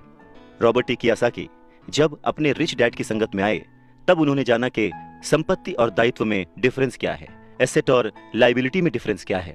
और तब वो हमेशा अपने डैड को बोलते, डैड ये जो आपने लिया है ये आपका एसेट नहीं, ये आपकी लायबिलिटी है। और इस बात पे वो दोनों घंटों बहस किया करते थे। और लायबिलिटी और एसेट के कॉन्सेप्ट को समझाने के लिए वो उन्हें वही सारी बातें एक्सप्लेन करते, जैसे कि एसेट वो होता है जो आपको कमा के देता है, जिस पे आपको और खर्च नहीं करना होता, और लायबिलिटी वो है जिसमें 75 तरह के खर्च होते हैं। हर महीने, हर हफ्ते, हर दिन कुछ ना कुछ आपकी जेब से जा ही रहा होता है। आगे रॉबर्ट टी कियोसाकी कहते हैं कि जब भी लोग उनसे बात बात पर बहस करते हैं कि उनका घर संपत्ति क्यों नहीं है, तो वो जानते हैं कि बहुत से लोग ये बात अपने दिमाग से नहीं, अपने दिल से कह रहे हैं, क्योंकि किसी के लिए भी अपना घर बनाना सबसे बड़ा सपना होता है और इसीलिए वो उसमें अपने पैसे लगाते हैं। अपने घर का मालिक होने से ज्यादा अच्छा कुछ भी महसूस नहीं होता है। पर दिल और दिमाग के बीच लायबिलिटी और एसेट्स के कॉन्सेप्ट को समझाने के लिए रॉबर्ट टी कियोसाकी एक और बात कहते हैं। वो इस तरह समझाते हैं कि मान लीजिए वो और उनकी पत्नी एक बड़ा सा घर खरीदते हैं, तो होगा क्या कि उसमें उनके बहुत सारे पैसे खर्च हो जाएंगे, जो कि शायद फिजूल ही हों। हालांकि बहुत सारे लोग इस बात से अग्री नहीं करेंगे, सहमत नहीं होंगे, क्योंकि घर एक भावनात्मक चीज है, इमोशन है, और इमोशन हमेशा दिमाग पर भारी पड़ता है। जब भी लोग दिल से सोचते हैं तो दिमाग की बातें उन्हें गलत लगती हैं। पर फिर रॉबर्ट टी कियोसाकी आगे एक्सप्लेन करते हैं कि वो सही कैसे हैं और एक घर एसेट क्यों नहीं है। वो कहते हैं कि जब घर की बात आती है तो मैं ये बताना चाहता हूं कि ज्यादातर लोग उस घर की कीमत चुकाने के लिए जिंदगी भर काम करते हैं। ज्यादातर लोग एक घर खरीदने के कुछ सालों बाद दूसरा घर खरीदते हैं, और हर बार पहले मकान के लिए जो कर्ज वो लेते हैं उस पर उनके पास हर बार फिर से 30 साल का नया कर्ज आ जाता है। हालांकि लोगों को मॉर्टगेज पेमेंट पर ब्याज के लिए टैक्स में छूट मिलती है, पर वो अपने दीगर खर्चों के लिए टैक्स के बाद मिलने वाले रुपयों का उपयोग करते हैं। अपनी मॉर्टगेज पूरी तरह से चुकाने के बाद भी प्रॉपर्टी टैक्स। उनकी पत्नी के मम्मी डैडी को यह बात सुनकर बहुत धक्का लगा जब उनके घर का प्रॉपर्टी टैक्स $1000 प्रति माह तक पहुंच गया था। और ये तब हुआ था जब वो रिटायर हो चुके थे। $1000 बहुत बड़ी रकम होती है। अगर हम उसको इंडियन करेंसी में चेक करें तो शायद 70-80 हजार रुपए, या शायद उससे भी ज्यादा। और ये तब हुआ था जब वो रिटायर हो चुके थे। इस बढ़ोतरी से उनका रिटायरमेंट के बाद का बजट जो है वो बिगड़ गया था और उन्हें अपना वो मकान छोड़ना पड़ा। अच्छा, एक और मिथ है कि घर की कीमत जो है हमेशा बढ़ती रहती है। ऐसा नहीं है। बहुत सारे ऐसे लोग हैं जिन्होंने कर्ज लेके घर खरीदा, और वो घर उन्होंने जितने में खरीदा आज उसकी कीमत आधे से भी कम है। इन सब नुकसानों से ऊपर सबसे बड़ा नुकसान क्या है पता है? आपका लिक्विड कैश। वो लिक्विड कैश जो कि किसी सही जगह पर लग सकता था, वो घर में फंस गया। अगर आपका सारा पैसा मकान में फंसा रहता है तो आपको ज्यादा कड़ी मेहनत करनी पड़ती है ताकि आपका खर्चा चलता रहे। इस दौरान आपकी संपत्ति वाले कॉलम में कोई बढ़ोतरी नहीं होती, मतलब आप और कोई एसेट नहीं बना पाते। अगर एक यंग पति पत्नी, यंग कपल शुरुआत में ही अपना पैसा अपने एसेट वाले कॉलम में लगाए तो उनके आगे के साल बहुत ही आराम से गुजरेंगे, खासकर उस समय जब वो अपने बच्चों को कॉलेज में भेजेंगे। इस दौरान उनकी संपत्ति भी बढ़ जाएगी और उनके खर्चे भी आराम से चलते रहेंगे। तो अगर कम शब्दों में समझें तो ये कि घर खरीदने का फैसला जो है ना वो बहुत ही खर्चीला होता है। इसके बजाय बेहतर ये होगा कि जल्दी ही इन्वेस्टमेंट पोर्टफोलियो बना लिया जाए। देखिए, घर खरीदने का असर किसी भी आदमी पर 3 तरह से पड़ता है। पहला, समय की बर्बादी, क्योंकि इस पूरे दौरान दूसरी संपत्तियों का मूल्य बढ़ चुका होता है। एक्स्ट्रा पूंजी की बर्बादी, एक्स्ट्रा पैसे की बर्बादी जिसे दोबारा निवेश किया जा सकता था, जबकि घर खरीदने के बाद आपको घर से सीधे जुड़े हुए बहुत से खर्च उठाने पड़ते हैं। तीसरा, शिक्षा की बर्बादी। अक्सर ऐसा होता है कि लोग ये मानते हैं कि उनके जो एसेट्स वाले कॉलम में, संपत्ति वाले कॉलम में उनका घर, बचत और रिटायरमेंट प्लान आते हैं। अब क्योंकि उनके पास इन्वेस्ट करने के लिए पैसा नहीं है, इसलिए वो बिल्कुल भी इन्वेस्ट नहीं कर पाते। इस कारण उन्हें इन्वेस्टमेंट का अनुभव कभी मिल ही नहीं पाता। ज्यादातर लोग कभी एक समझदार इन्वेस्टर नहीं बन पाते, और सबसे बढ़िया इन्वेस्टमेंट अक्सर सबसे पहले समझदार इन्वेस्टर्स को बेचे जाते हैं, जो बाद में उन्हें ज्यादा दामों पर सुरक्षित रहने वाले लोगों को बेचते हैं। उन लोगों को बेचते हैं जो रिस्क नहीं उठाना चाहते। तो रॉबर्ट टी कियोसाकी के जो पुअर डैड थे, जो कि बहुत ही पढ़े लिखे थे, उनका फाइनेंशियल स्टेटमेंट चूहा दौड़ में फंसे व्यक्ति का सबसे अच्छा उदाहरण है। नौकरी की, जिंदगी भर पाई पाई इकट्ठा की, घर खरीदा और उस घर का खर्च चलाने के लिए जिंदगी भर मेहनत करते रहे। उनके खर्च हमेशा उनकी आमदनी से ज्यादा होते थे। और यहाँ पर रॉबर्ट टी कियोसाकी एक बात बहुत अच्छे से समझाना चाहते हैं कि अगर आप इंडिपेंडेंट बनना चाहते हैं, अमीर बनना चाहते हैं, तो आपके खर्चे कभी भी आपकी आमदनी से ज्यादा नहीं होने चाहिए। कौन कितना अमीर है, अगर ये जानना है तो समझें कि उसकी कमाई हुई दौलत किसी आदमी की वो योग्यता है जिसके सहारे वो आगे कई दिनों तक जिंदा रह सकता है। यानी अगर वो आज काम करना बंद कर दे तो वो बिना कमाए कितने दिनों तक जिंदा रह सकता है, यही उसकी अमीरी है। रॉबर्ट टी कियोसाकी कहते हैं कि आज की कर्जदार सोसाइटी दो बातें मानती है। पहली ये कि खुद का एक घर होना चाहिए, दूसरी ये कि अगर सैलरी बढ़ गई है तो फिर एक ज्यादा बड़ा घर खरीद सकते हैं।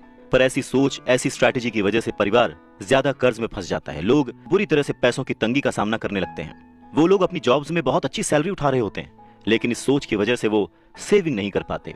इसे हाई रिस्क लिविंग या जोखिम भरी जीवन शैली कह सकते हैं। और इसका कारण छोटा सा है, ऐसे लोगों में पैसे की समझ ना होना, पैसे को कैसे मैनेज करते हैं ये पता ना होना।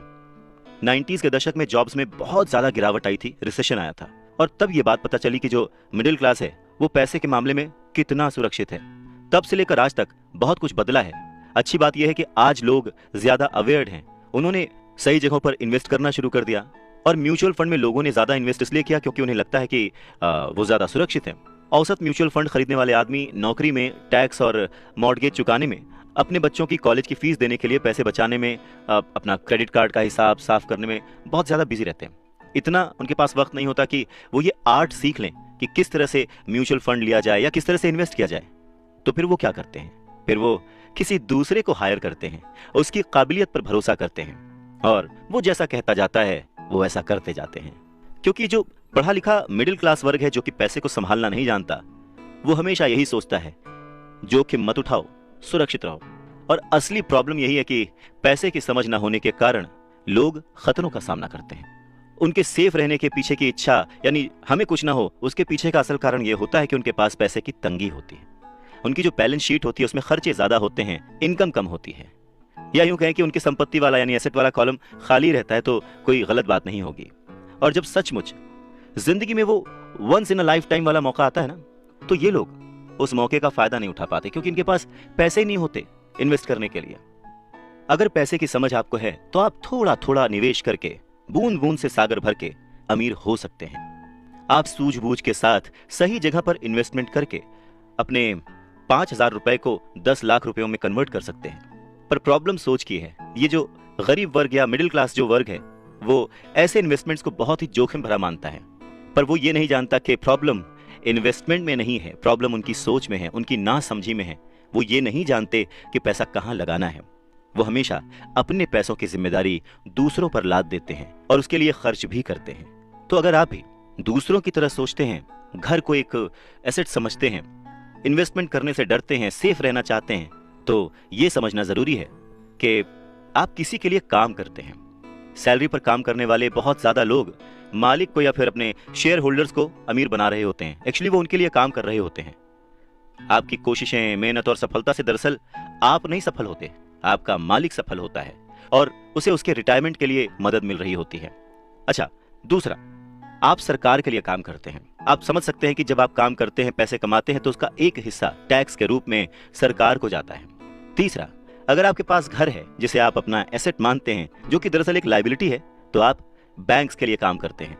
क्यों? क्योंकि आपने उन घरों के ऊपर लोन ले रखा है और वो लोन चुकाने के लिए, क्रेडिट कार्ड का कर्ज चुकाने के लिए आप दिन रात मेहनत करते हैं। तो अगर आप सिर्फ ज्यादा कड़ी मेहनत से काम करते जाएं, तो समस्या यह है कि तीनों ही मामलों में आपको और ज्यादा मेहनत करनी पड़ेगी और फायदा आपको नहीं मिलेगा, किसी और को मिलेगा। तो आपको यह सीखना पड़ेगा कि आपकी ज्यादा मेहनत से किस तरह आपको और आपके परिवार को फायदा हो। मान लीजिए कि अगर आप ये फैसला कर भी लेते हैं कि आप सिर्फ अपने काम से काम रखेंगे, पर पैसों की समझ न होने के कारण, उसे मैनेज करने की समझ न होने के कारण आपको ये नहीं पता होता कि आपके लक्ष्य को किस तरह से निर्धारित किया जाए। अक्सर लोग अपने प्रोफेशन को बनाए रखना चाहते हैं, अपनी सैलरी के सहारे ही अपनी संपत्ति को, अपने एसेट्स को खड़ा करना चाहते हैं। पर जब उनकी संपत्ति बढ़ती है तो वो किस तरह अपनी सफलता का आकलन करते हैं, कब कोई दूसरा आदमी ये महसूस करता है कि वो अमीर है, कि उसके पास दौलत है, और संपत्ति और दायित्व के बीच का बैलेंस कैसा है, ये सब बातें भी समझना उतना ही जरूरी है। तो फिर सवाल वही है कि अमीर कैसे बना जाए। अमीर बनने के लिए आपकी संपत्ति, आपकी सफलता, आपके आसपास का माहौल, आपकी दौलत, इन सब के बारे में आपको सोचना पड़ेगा। एसेट्स और लायबिलिटीज के बारे में सोचना पड़ेगा। सबसे इंपॉर्टेंट है कि अपने दिमाग को हमेशा खुला रखना पड़ेगा, क्योंकि ये जिंदगी भर का सब्जेक्ट है। आपको ये सब्जेक्ट जिंदगी भर पढ़ना है, सीखना है और अमीरी की राह पर आगे बढ़ते जाना है। आधी छोड़ पूरी को धावे, पूरी मिले न आधी पावे। मुश्किल के दौर में, गरीबी के दौर में अपने आप को कैसे संभाला जाए, अपने आप को कैसे गरीबी से उबारा जाए, इस बात को समझाने के लिए रॉबर्ट टी कियोसाकी बहुत ही अच्छा एग्जाम्पल देते हैं। वो कहते हैं कि एक दिन कर्ज लेने के लिए, क्योंकि उनकी माली हालत खराब हो गई थी, तो उन्होंने अपने नए गोल्फ क्लब, आर्ट कलेक्शन, किताबें, स्टीरियो, टेलीविजन, उनके महंगे कपड़े, घड़ियां, जूते और बहुत सारे ऐसी चीजें लोन वाले पेपर में जो संपत्ति वाला कॉलम होता है उसमें लिख दिया, एसेट्स में लिख दिया और भेज दिया। उन्हें लगा कि मेरे पास इतनी चीजें हैं तो लोन अप्रूव हो जाएगा, पर उनका लोन का जो पेपर था, एप्लीकेशन पेपर, वो रिजेक्ट कर दिया गया। क्यों? क्योंकि उनका बहुत सारा इन्वेस्टमेंट फिजूल था। लोन कमेटी को वो बात एकदम भी समझ नहीं आई। वो ये जानना चाहते थे कि उनके पास एक नॉर्मल सी नौकरी क्यों नहीं है जिसमें वेतन मिलता है। उन्होंने उनके महंगे कपड़े और महंगे जो खेल का सामान था उनके बारे में कोई सवाल नहीं किया। जिंदगी में कई बार ऐसी कठिनाइयां आती हैं जब आप स्टैंडर्ड प्रोफाइल में फिट नहीं होते हैं। वो कहते हैं कि उन्हें बड़ा ही अचंभा होता है जब वो किसी को ये कहते हुए सुनते हैं कि उसकी नेटवर्थ करोड़ों रुपए है, लाखों रुपए है, क्योंकि नेटवर्थ के सटीक ना होने का एक खास कारण है। वो ये कि जिस पल आप अपनी संपत्तियों को, एसेट्स को बेचना शुरू करते हैं ना, उनका प्राइस, उनका रेट, उनका दाम बहुत कम हो चुका होता है। ऊपर से उन पर आपको टैक्स भी चुकाना पड़ता है और इतनी सारी चीजें आपको पैसे के संकट में डाल देती हैं, गरीबी में फंसा देती हैं। पैसा इकट्ठा करने के लिए वो अपनी प्रॉपर्टीज बेचते हैं, एसेट्स बेचते हैं। पहले तो वो अपनी पर्सनल प्रॉपर्टीज बेचते हैं जो कि सच कहें तो बहुत ही कम बिकती हैं, और अगर बिकती भी हैं तो उस पर टैक्स होता है। तो इस तरह से एक बार फिर से सरकार फायदे में से अपना हिस्सा ले लेती है, बैंक अपना हिस्सा ले लेता है, और जो काम कर रहा होता है वो कर्ज में डूब जाता है। तो सीख यही है कि इन सारी चीजों में फंसने के बजाय अपने काम से काम रखिए। जो कर रहे हैं वो करते चलिए, कुछ भी छोड़िए नहीं, पर हाँ, थोड़ी एक्स्ट्रा मेहनत करके, थोड़ी एक्स्ट्रा समझदारी से, फाइनेंशियल लिटरेसी से पैसों को यूज करने का, पैसों को इन्वेस्ट करने का हुनर सीखिए। थोड़ा थोड़ा करके एसेट्स बनाते जाइए, पर हाँ, ऐसी चीजों को खरीदने से बचिए जिनकी कीमत एक बार घर लाने पर कम हो जाती है, क्योंकि ये चीजें कभी भी एसेट्स नहीं हो सकती। गरीबी से बचने का एक दूसरा तरीका यह है कि अपने खर्च कम कर लें, अपनी रिस्पॉन्सिबिलिटीज को और घटा लें और मेहनत ज्यादा करना शुरू कर दें, जिससे इनकम ज्यादा हो। अब बहुत सारे लोगों को इस बात में कंफ्यूजन हो सकती है कि सही जगह निवेश करने का क्या मतलब है, सही इन्वेस्टमेंट क्या है। तो रॉबर्ट टी कियोसाकी कहते हैं कि ऐसा काम करें जिसमें आपकी मौजूदगी की जरूरत ना हो। स्टॉक्स, बॉन्ड खरीदें, म्यूचुअल फंड खरीदें, आमदनी देने वाले रियल एस्टेट में खर्च करें, अपने आप को ग्रूम करने में पैसे खर्च करें, एजुकेशन में जैसे कि म्यूजिक, लिखना, पेटेंट, स्पोर्ट्स और ऐसी हर चीज जो कीमती है, जिसे खरीदने के बाद आपको पैसे मिलते हैं, ना कि आपको उसमें पैसे लगाने पड़ते हैं, उस हर चीज में आप इन्वेस्ट कर सकते हैं। सबसे जरूरी बात, आप जहां भी इन्वेस्ट करते हैं हमेशा ध्यान रखें कि उस इन्वेस्टमेंट से आपको प्यार हो। जैसे कि रॉबर्ट टी कियोसाकी को इमारतों से और जमीन से प्यार था, तो उन्होंने बहुत सारा इन्वेस्टमेंट रियल एस्टेट में किया। जब पैसे खर्च ही नहीं करने हैं तो फिर कमाएं क्यों, और ऐसी अमीरी का क्या फायदा? यह सवाल हम सभी के मन में आ सकता है। इस बात पर रॉबर्ट टी कियोसाकी कहते हैं कि यह सिर्फ सोच का अंतर है। जो अमीर आदमी होता है वो भी ये चीजें खरीदता है, वो विलासिता की चीजें खरीदता है, लेकिन सबसे बाद में।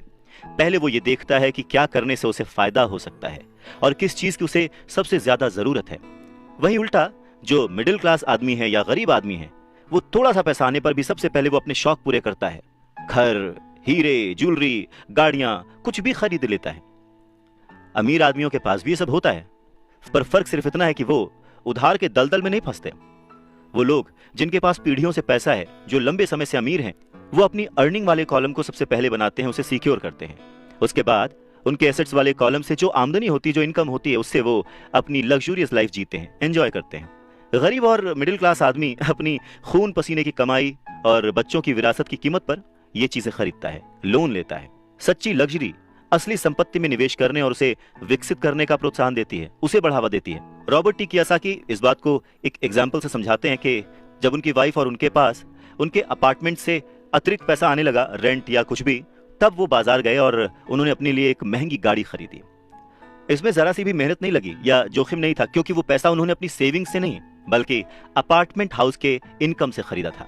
पर इसके लिए उन्होंने 4 साल तक इंतजार किया, पेशेंस के साथ थोड़ा थोड़ा पैसा इकट्ठा करते रहे, और जब रियल एस्टेट पोर्टफोलियो बढ़ा तो आखिरकार वो उन्हें इतना पैसा दे गया कि एक महंगी कार खरीदी जा सके। ज्यादातर लोग अक्सर इच्छा जागने पर बिना सोचे समझे जाते हैं और कर्ज पर कार या कोई और चीज खरीद लाते हैं। हो सकता है कि वो अपनी जिंदगी से ऊब चुके हों या उन्हें सिर्फ एक नए खिलौने की जरूरत हो, पर कर्ज पर ऐसी चीज खरीदने से देर सबेर वो आदमी उस चीज से चिढ़ने लगता है, उसका इंटरेस्ट खत्म हो जाता है, उससे उसमें मजा नहीं आता, क्योंकि उस चीज को खरीदने के लिए जो कर्ज लिया गया है वो उस आदमी के सर पर भार बन जाता है। अगर एक बार आप अपने बिजनेस को बनाने, उसमें इन्वेस्ट करने का समय निकाल लेते हैं तो फिर आप उसमें जादू की छड़ी भी घुमा सकते हैं, जो अमीरों का सबसे बड़ा राज है। और ये राज अमीरों को भीड़ से अलग रखता है, या यूं कहें कि भीड़ से आगे रखता है। जो अपने काम से काम रखते हैं, अपने काम में फोकस्ड रहते हैं, और ये उन्हीं को मिलता है जो अपने काम में पूरा मन लगाते हैं, अपने काम से काम रखते हैं, वो लोग अमीर बन जाते हैं। अगर मिल के चला जाए तो तूफानों को भी शिकस्त दी जा सकती है। रॉबर्ट टी कियोसाकी अपने बचपन का एक किस्सा सुनाते हैं। कहते हैं कि मुझे याद है, हमें स्कूल में रॉबिन हुड और उनके सुखी गिरोह की कहानी बताई गई थी। मेरे स्कूल टीचर का मानना था कि ये केविन कॉस्टनर की तरह के एक रोमांटिक हीरो की अद्भुत कहानी है जो अमीरों को लूटता था और गरीबों में बांट देता था। तो मेरे रिच डैड की नजर में रॉबिन हुड हीरो नहीं था, वो उसे बदमाश मानते थे। रॉबिन हुड को गुजरे हुए तो लंबा समय गुजर चुका है, परंतु उसके जो मानने वाले हैं, जो उसके फैंस हैं, वो आज भी जिंदा हैं। न जाने कितनी बार मैंने लोगों को ये कहते सुना है कि अमीरों को और ज्यादा टैक्स देना चाहिए और उसे गरीबों में बांट देना चाहिए। रॉबिन हुड का ये जो थॉट था, अमीरों से लेकर गरीबों में बांट दिया गया। गरीब और मिडिल क्लास लोगों के लिए यह सबसे ज्यादा दुख का कारण है। इसी रॉबिन हुड आदर्श के कारण मिडिल क्लास पर टैक्स का इतना भारी बोझ लदा हुआ है। और सच्चाई तो यह है कि अमीरों पर टैक्स लगता ही नहीं है। गरीबों की भलाई के लिए जो पैसा लगता है वो मिडिल क्लास से आता है, खासकर पढ़े लिखे और ऊंची आमदनी वाले मिडिल क्लास से। और टैक्स के बारे में अगर हम पूरी तरह से समझना चाहें तो हमें थोड़ा सा इतिहास में, हिस्ट्री में जाना पड़ेगा। रॉबर्ट टी कियोसाकी बताते हैं कि उनके रिच डैड ने बताया था कि इंग्लैंड और अमेरिका में पहले कोई टैक्स नहीं लगते थे। कभी कभार जो वॉर्स होती थी, युद्ध होते थे, उनका खर्च जुटाने के लिए टैक्स जरूर लगाए जाते थे, जिसके लिए किंग या फिर प्रेसिडेंट सिर्फ कह भर देते थे और हर आदमी उसकी बात मानकर अपना सहयोग अपनी इच्छा से देता था। बाद में सन 1874 में इंग्लैंड ने इनकम टैक्स को अपने सिटीजन्स पर लागू कर दिया और 1913 में कॉन्स्टिट्यूशन के 16वें संशोधन के बाद अमेरिका में भी इनकम टैक्स जो है वो लागू हो गया। एक समय था जब अमेरिकी लोग टैक्स विरोधी हुआ करते थे, पर धीरे धीरे लगभग 50 सालों के बाद लोगों ने वो एक्सेप्ट कर लिया। इसमें एक और बात थी, शुरुआत में ये जितने भी टैक्स थे ये सिर्फ अमीरों पर लगाए गए थे। तो रिच डैडी चाहते थे कि माइक और वो इस बात को ना भूलें, और उन्होंने ये बात साफ कर दी थी कि टैक्स का जो थॉट है वो लोकप्रिय बना ही इसीलिए कि लोगों को लगता था कि इससे अमीरों को सजा दी जाती है और मिडिल क्लास और गरीबों को मदद मिलती है। पर वक्त ने इस बात को पलट दिया और आज गरीब भी टैक्स का मारा हुआ है और मिडिल क्लास भी, या यूं कहें कि सबसे ज्यादा जो टैक्स का मारा हुआ है वो है middle class. Robert T Kiyosaki आगे कहना जारी रखते हैं, एक बार सरकार को टैक्स मिल गया तो उन्हें उसके फायदे नजर आ गए और उनकी भूख बढ़ गई। रिच डैडी ने रॉबर्ट टी कियोसाकी को आगे समझाते हुए कहा कि अमीरों ने वक्त के साथ साथ कॉरपोरेशन की ताकत को समझा, एकजुट होकर उन्होंने इस टैक्स को पलट दिया और सारा बोझ उन लोगों के ऊपर डाल दिया जिन लोगों ने कभी इसके सपोर्ट में वोट दिया था, यानी कि गरीब और मिडिल क्लास लोग। और इसके पीछे की सबसे वजह अमीरों का पैसा नहीं था, उनकी समझ थी, उनकी जानकारी थी, उनकी अवेयरनेस थी। उन्होंने अपने पैसे को बचाने के लिए संविधान को समझा, रूल्स को समझा और फिर उनमें कमियां निकाली और फिर किस तरह से उनसे बचा जाए ये सब देख परख के कॉरपोरेशन का सहारा लिया और वो उसमें सफल भी हुए।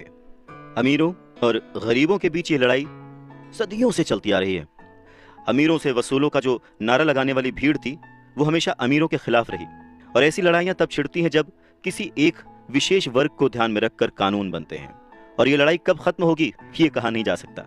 समस्या यह है कि जो लोग हारते हैं उनमें समझ की कमी है, पर वो ये मानते नहीं। हारने वाले लोग वो हैं जो हर सुबह उठकर तैयार होते हैं और अपनी नौकरी में कड़ी मेहनत करते हैं और उस पर टैक्स भी देते हैं।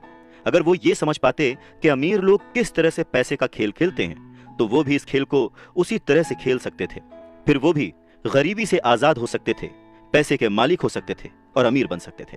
रिच डैड कहते हैं कि इसीलिए मुझे बिल्कुल अच्छा नहीं लगता कि जब कोई अपने बच्चे को यह सलाह देता है कि खूब पढ़ो और नौकरी करो।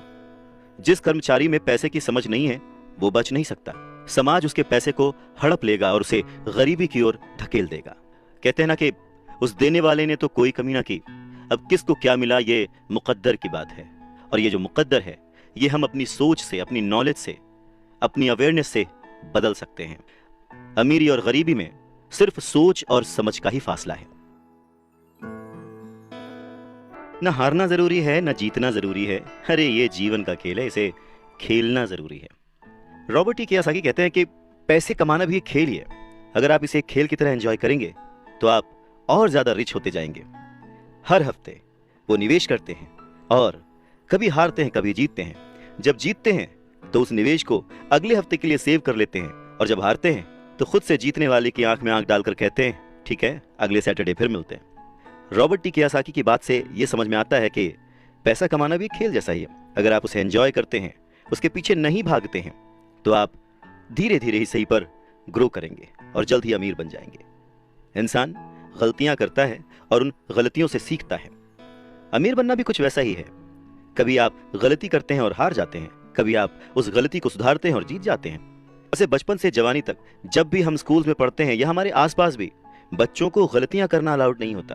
उन्हें कहा तो जरूर जाता है कि आप गलती कर सकते हैं, पर जैसे ही बच्चा गलती करता है उसे टोक दिया जाता है, उसे रोक दिया जाता है, उसे डांटा जाता है और धीरे धीरे हमारे मन में ये धारणा बन जाती है कि गलती करना इज नॉट अलाउड।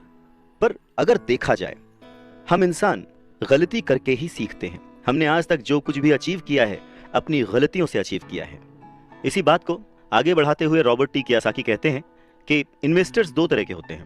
पहले वो जो नॉर्मल इन्वेस्टर्स होते हैं, जो एक पैकेज में निवेश करते हैं, रिटेल आउटलेट में फ़ोन करते हैं जैसे एक रियल एस्टेट कंपनी या स्टॉक ब्रोकर या फाइनेंशियल प्लानर को, और फिर वो कुछ छोटा छोटा खरीद लेते हैं।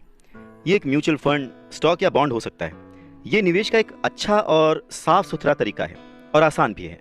ये उसी तरह की खरीदारी हो गई जैसे कि कोई कस्टमर कंप्यूटर स्टोर में जाकर शेल्फ पर रखे कंप्यूटर को खरीद ले। वहीं दूसरी तरह के जो इन्वेस्टर्स होते हैं वो अपने इन्वेस्टमेंट को बनाते हैं।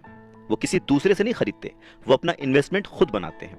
इस तरह के इन्वेस्टर्स आमतौर पर अपने सौदों को असेंबल करते हैं। जिस तरह कंप्यूटर इंजीनियर कंप्यूटर के पुर्जों को असेंबल करते हैं, वो अलग अलग जगहों से सस्ते पार्ट्स लाते हैं और उन पार्ट्स से एक पूरा कंप्यूटर असेंबल करते हैं जो कि उन्हें बहुत सस्ता पड़ता है, और फिर वो उसे महंगे दामों में बेच देते हैं। ठीक उसी तरह से जो दूसरा निवेशक है वो आर्थिक अवसरों के पुर्जों को अच्छी तरह से ऑब्जर्व करता है। ठीक इसी तरह से जो दूसरा इन्वेस्टर है वो समय को पहचानता है और मौके की नजाकत को देखते हुए, अपने कमर्शियल फायदे को देखते हुए चीजों को इस्तेमाल करता है। और जो दूसरे किस्म का इन्वेस्टर है सच में वही प्रोफेशनल इन्वेस्टर होता है। अमीर बनने की राह में, रिच बनने की राह में ये जानना बहुत जरूरी है कि किस समय पर क्या एक्शन लिया जाए जिससे आपकी किस्मत बदल जाए और आपको नुकसान भी ना हो। अगर आप दूसरे किस्म के इन्वेस्टर बनना चाहते हैं तो आपको खास तौर से इन 3 क्वालिटीज को अपने अंदर इंप्रूव करना होगा, क्योंकि फाइनेंशियल इंटेलिजेंस के अलावा इन क्वालिटीज की भी जरूरत होती है। पहला, किस तरह ऐसे मौके को खोजें जो दूसरों को दिखाई नहीं देता। दूसरे लोग अपनी आंखों से उस मौके को नहीं देख पाते, पर आप अपने दिमाग से और अपने एक्सपीरियंस से उन मौकों को देख सकते हैं। एग्जाम्पल के लिए रॉबर्ट टी कियोसाकी के एक दोस्त ने एक पुराना घर खरीदा जो देखने में बुरा था। हर एक को हैरत थी कि उसने इसे खरीद क्यों लिया, पर दूसरे जो नहीं देख पाए थे वो उनके दोस्त ने देख लिया था, और वो था घर के साथ 4 खाली जमीन के टुकड़े। घर खरीदने के बाद उसने उसे तोड़ा और उन 5 प्लॉट्स को मिलाकर बिल्डर को बेच दिया। इस सारे डील में उसे जो उसने पैसा लगाया था वो तो मिला ही, उसके ऊपर से 3 गुना रकम और मिली। उसने सिर्फ 2 महीने के काम में लाखों रुपए कमा लिए, जो कि उनके लिए बहुत ज्यादा नहीं थी, पर फिर भी देखा जाए कि उन 2 महीनों की मेहनत में अगर वो जॉब में होता तो कितना कमाता वर्सेस उसने इस डील से जो कमाया। दूसरा पॉइंट, पैसा किस तरह से इकट्ठा किया जाए। औसत आदमी बैंक जाता है, पर इस दूसरे किस्म के इन्वेस्टर को यह पता होना चाहिए कि पैसा किस तरह जुटाया जाए और बिना बैंक जाए, बिना लोन लिए किस तरह से पैसा इकट्ठा किया जाए। रॉबर्ट टी कियोसाकी कहते हैं कि उन्होंने भी यह सीखा कि बिना बैंक की मदद लिए घर कैसे खरीदे जा सकते हैं। घर खरीदना बहुत इंपॉर्टेंट नहीं है, पर पैसा इकट्ठा करना बहुत इंपॉर्टेंट है और बहुत ही रेयर आर्ट है। अक्सर वो लोगों को ये कहते सुनते हैं कि बैंक मुझे लोन नहीं दे रहा या मेरे पास इसे खरीदने के लिए पैसे ही नहीं है। अगर आप दूसरे किस्म के इन्वेस्टर बनना चाहते हैं तो आपको ये सीखने की ज़रूरत है, क्योंकि ज़्यादातर लोग सिर्फ इसीलिए सौदे नहीं कर पाते क्योंकि उनके पास पैसा ही नहीं होता। तो अगर आप इस प्रॉब्लम को पार कर सकते हैं तो आप एक सच्चे इन्वेस्टर हो सकते हैं और बहुत प्रॉफिट कमा सकते हैं। तीसरा पॉइंट, किस तरह से स्मार्ट लोगों को इकट्ठा किया जाए। ऐसे लोग बहुत समझदार होते हैं जो या तो अपने से ज्यादा समझदार लोगों के साथ काम करते हैं या फिर उन्हें अपने साथ काम पर रख लेते हैं। जब भी आपको सलाह की जरूरत होगी ना, तो यही समझदार लोग आपके सलाहकार का काम करेंगे। तो सीखने के लिए बहुत कुछ है, पर हाँ, अगर आपने मन लगाकर सीखा तो आपको उसके फायदे भी बहुत मिलेंगे। पर हाँ, अगर आपके अंदर इतनी इच्छा नहीं है, आप इतना टाइम नहीं दे सकते, आप उतने अमीर नहीं बनना चाहते, तो फिर आपको पहले किस्म का ही इन्वेस्टर बने रहना चाहिए। आप तो जानते हैं वही आपकी सबसे बड़ी पूंजी है। आप जो नहीं जानते वही आपका सबसे बड़ा जोखिम है। जोखिम तो हमेशा रहता है, इसीलिए इससे बचने के बजाय इसे मैनेज करना सीखें, तभी आप तरक्की कर पाएंगे और अमीर बन पाएंगे। जब जिंदगी आपको नींबू थमाए तो जल्दी से शरबत बना लो और पी लो। अवसर पहचानना किसी भी इन्वेस्टर की सबसे बड़ी क्वालिटी होती है। फाइनेंशियल बुद्धि का मतलब है ज्यादा विकल्प होना। अगर अवसर आपके सामने आ ही नहीं रहे हैं तो फिर आप अपनी गरीबी को सुधारने के लिए और क्या कर सकते हैं। अगर कोई अवसर आपकी झोली में आकर गिर जाए पर आपके पास पैसा ही नहीं है और आप उसमें इन्वेस्ट ही नहीं कर सकते, ऊपर से बैंक वाले आपको उधार नहीं दे रहे, आप पैसे का कहीं से इंतजाम नहीं कर पा रहे, तो फिर उस मौके का आप फायदा कैसे उठा सकते हैं। मान लीजिए अगर आपका अनुमान जो है वो गलत हो जाए और अगर आप जिसकी उम्मीद करते हैं वो नहीं हो, तो फिर आप क्या करेंगे। कैसे एक छोटी सी चीज को लाखों में बेचेंगे। अगर ये करना आपको आता है तो इसे ही कहते हैं फाइनेंशियल बुद्धि, यानी फाइनेंशियल इंटेलिजेंस। ज्यादा मतलब नहीं इस बात से। एग्जाम्पल लेते हैं कि एक नींबू है और उसको लाखों में बेचना है, तो लाखों में बदलने के लिए कितने अलग अलग तरह से आप उसको यूज कर सकते हैं। इसका मतलब है कि आप अपनी पैसे की समस्याओं को सुलझाने में कितने क्रिएटिव हैं। ज्यादातर लोग केवल एक समाधान जानते हैं, नींबू निचोड़ो और शरबत बना के पी लो, यानी कि कड़ी मेहनत करो, बचत करो और उधार लो। तो आपको अपनी फाइनेंशियल बुद्धि क्यों बढ़ानी चाहिए। रॉबर्ट टी कियोसाकी कहते हैं, क्योंकि आप उस तरह के इंसान होना चाहते हैं जो अपनी किस्मत खुद लिखता हो। आप जो हो रहा है उसे होने देते हैं और उसे बेहतर में बदलने की ताकत रखते हैं। ऐसे बहुत कम लोग ये बात समझ पाते हैं कि किस्मत भी हम ही लिखते हैं। जिस तरह की पैसा बनाया जाता है, अगर आप ज्यादा किस्मत वाले होना चाहते हैं और ज्यादा पैसा बनाना चाहते हैं तो बहुत कड़ी मेहनत करने के अलावा आपको अपनी फाइनेंशियल बुद्धि को भी तैयार करना होगा, सीखना होगा। अगर आप इस तरह के आदमी हैं जो सही चीज होने का इंतजार करता है, तो शायद आपको बहुत लंबे समय तक इंतजार करना पड़ सकता है। ये तो बस उसी तरह की बात हो गई कि आप गैरेज से गाड़ी निकालने के पहले ये डिसाइड करना चाहते हैं कि भाई अगले 5 मील तक सभी स्ट्रीट लाइट्स ठीक रहेंगी, बर्फ नहीं गिरेगी, एक्सीडेंट नहीं होगा, वगैरह वगैरह। ये चीजें आपके कंट्रोल में नहीं है। आपके कंट्रोल में है सिर्फ गाड़ी चलाना। ठीक उसी तरह से आपके कंट्रोल में है अपने प्लान्स बनाना, अपनी समझ और सूझबूझ का इस्तेमाल करते हुए। जिस काम से आप एक महान इंसान बन सकते हैं, एक अमीर इंसान बन सकते हैं, क्या वो काम आप चंद पैसों के लिए करेंगे? नहीं ना। सीखने के लिए काम करें, पैसों के लिए नहीं।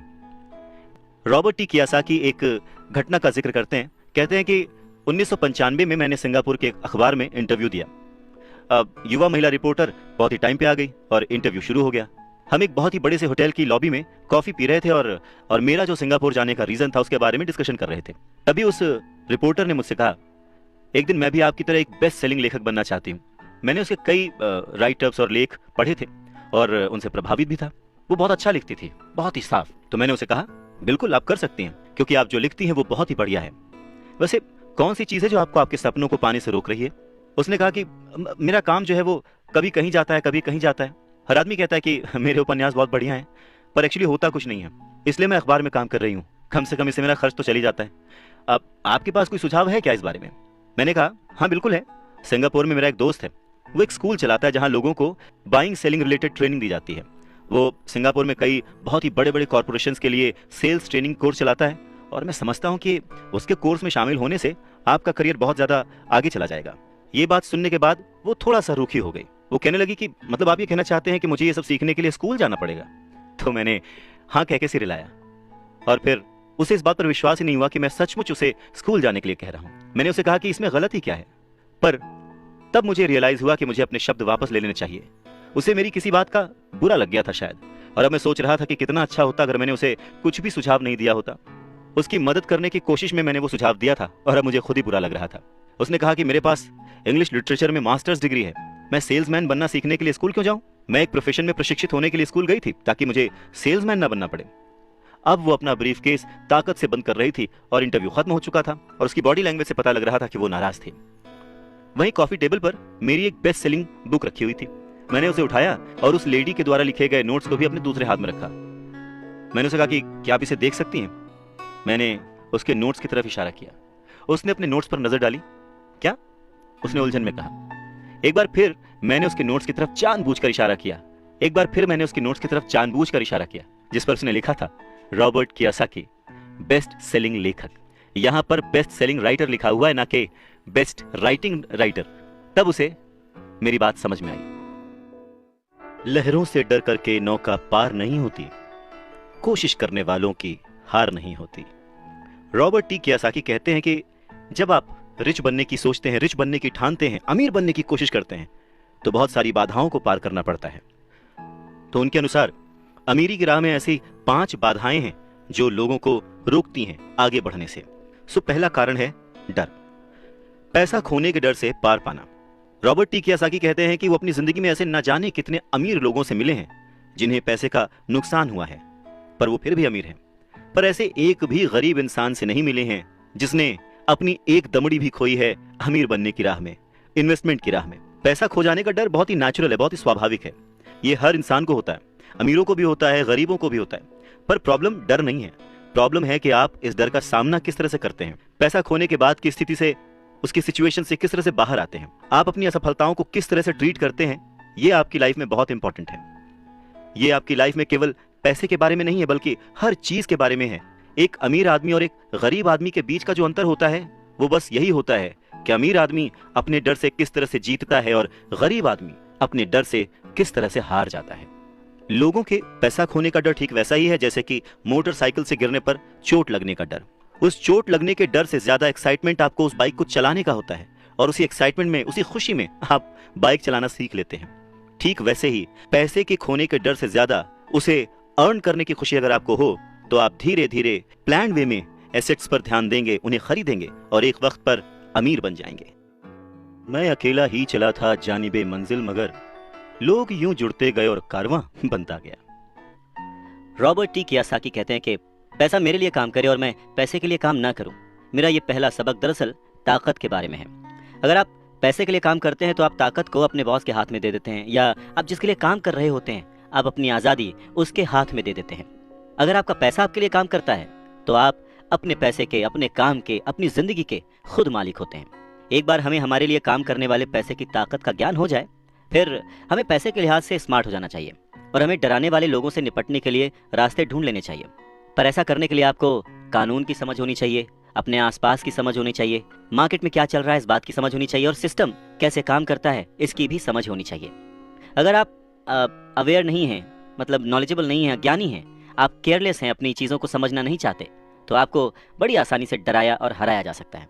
अगर आप जानते हैं कि आप क्या बात कर रहे हैं और मुसीबत कैसी है और उसे कैसे सॉल्व किया जाए, तो आपको आसानी से डराया नहीं जा सकता। रॉबर्ट कियोसाकी के रिच डैडी हमेशा उन्हें ये कहा करते थे कि स्मार्ट बनो, ताकि तुम्हें कोई भी कहीं से भी आके धक्का ना दे जाए, और उन्होंने अपनी ज़िंदगी में बस इसी उसूल को अपनाया था। वो कानून जानते थे क्योंकि वो कानून का आदर करते थे। वो कानून जानते थे क्योंकि कानून न जानना बहुत महंगा साबित हो सकता था। अगर आप जानते हैं कि आप सही हैं तो आप किसी से भी उलझने से नहीं डरेंगे, आप किसी के भी सामने अपनी बात रखने से नहीं डरेंगे, चाहे आपका मुकाबला विश्व के सबसे ताकतवर आदमी से ही क्यों ना हो। तो रॉबर्ट टी कियोसाकी के जो पुअर डैड थे वो हमेशा उन्हें मोटिवेट करते थे कि वो कुछ भी करके एक अच्छी सी नौकरी कर लें, कॉर्पोरेशन में किसी ऊंचे पद पर चले जाएं। और यही बात जब रॉबर्ट टी कियोसाकी ने अपने रिच डैड से शेयर की तो वो हंसे और उन्होंने कहा कि उस कॉर्पोरेट लैडर पर चढ़ने की बजाय क्यों ना उसका मालिक ही बन जाया जाए। बचपन में रॉबर्ट टी कियोसाकी को यह समझ नहीं आया था कि कॉर्पोरेशन के मालिक होने से रिच डैड का क्या मतलब था। पर मुद्दे की बात यह है कि अगर रॉबर्ट टी कियोसाकी के रिच डैड नहीं होते तो वो अपने पुअर डैड की बात मानकर किसी जगह नौकरी कर रहे होते। उनके रिच डैड ने बार बार याद दिलाया कि भीड़ के साथ चलने की जरूरत नहीं है, अपनी सोच रखो, अपनी समझ रखो और फिर अपनी जिंदगी की दिशा खुद तय करो। रॉबर्ट टी कियोसाकी अपनी कहानी कहते हैं कि जब तक मैं 25 साल का हुआ तब तक मेरे रिच डैड की सलाह मुझे समझ नहीं आती थी। उन्होंने कुछ दिन पहले ही मरीन कॉर्प्स छोड़ी थी और जेरोक्स कंपनी के लिए काम कर रहे थे। वहाँ उन्हें बहुत पैसा मिल रहा था, पर बार बार अपनी तनख्वाह को चेक करते थे और हमेशा निराश होते थे। टैक्स इतना ज्यादा कटता था कि उन्हें और ज्यादा काम करना पड़ता था अपनी जरूरतों को पूरा करने के लिए। धीरे धीरे वो सफल होने लगे, सक्सेसफुल होने लगे, तो उनके जो बॉसेस थे उन्होंने उनको प्रमोशन दी और सैलरी बढ़ा दी।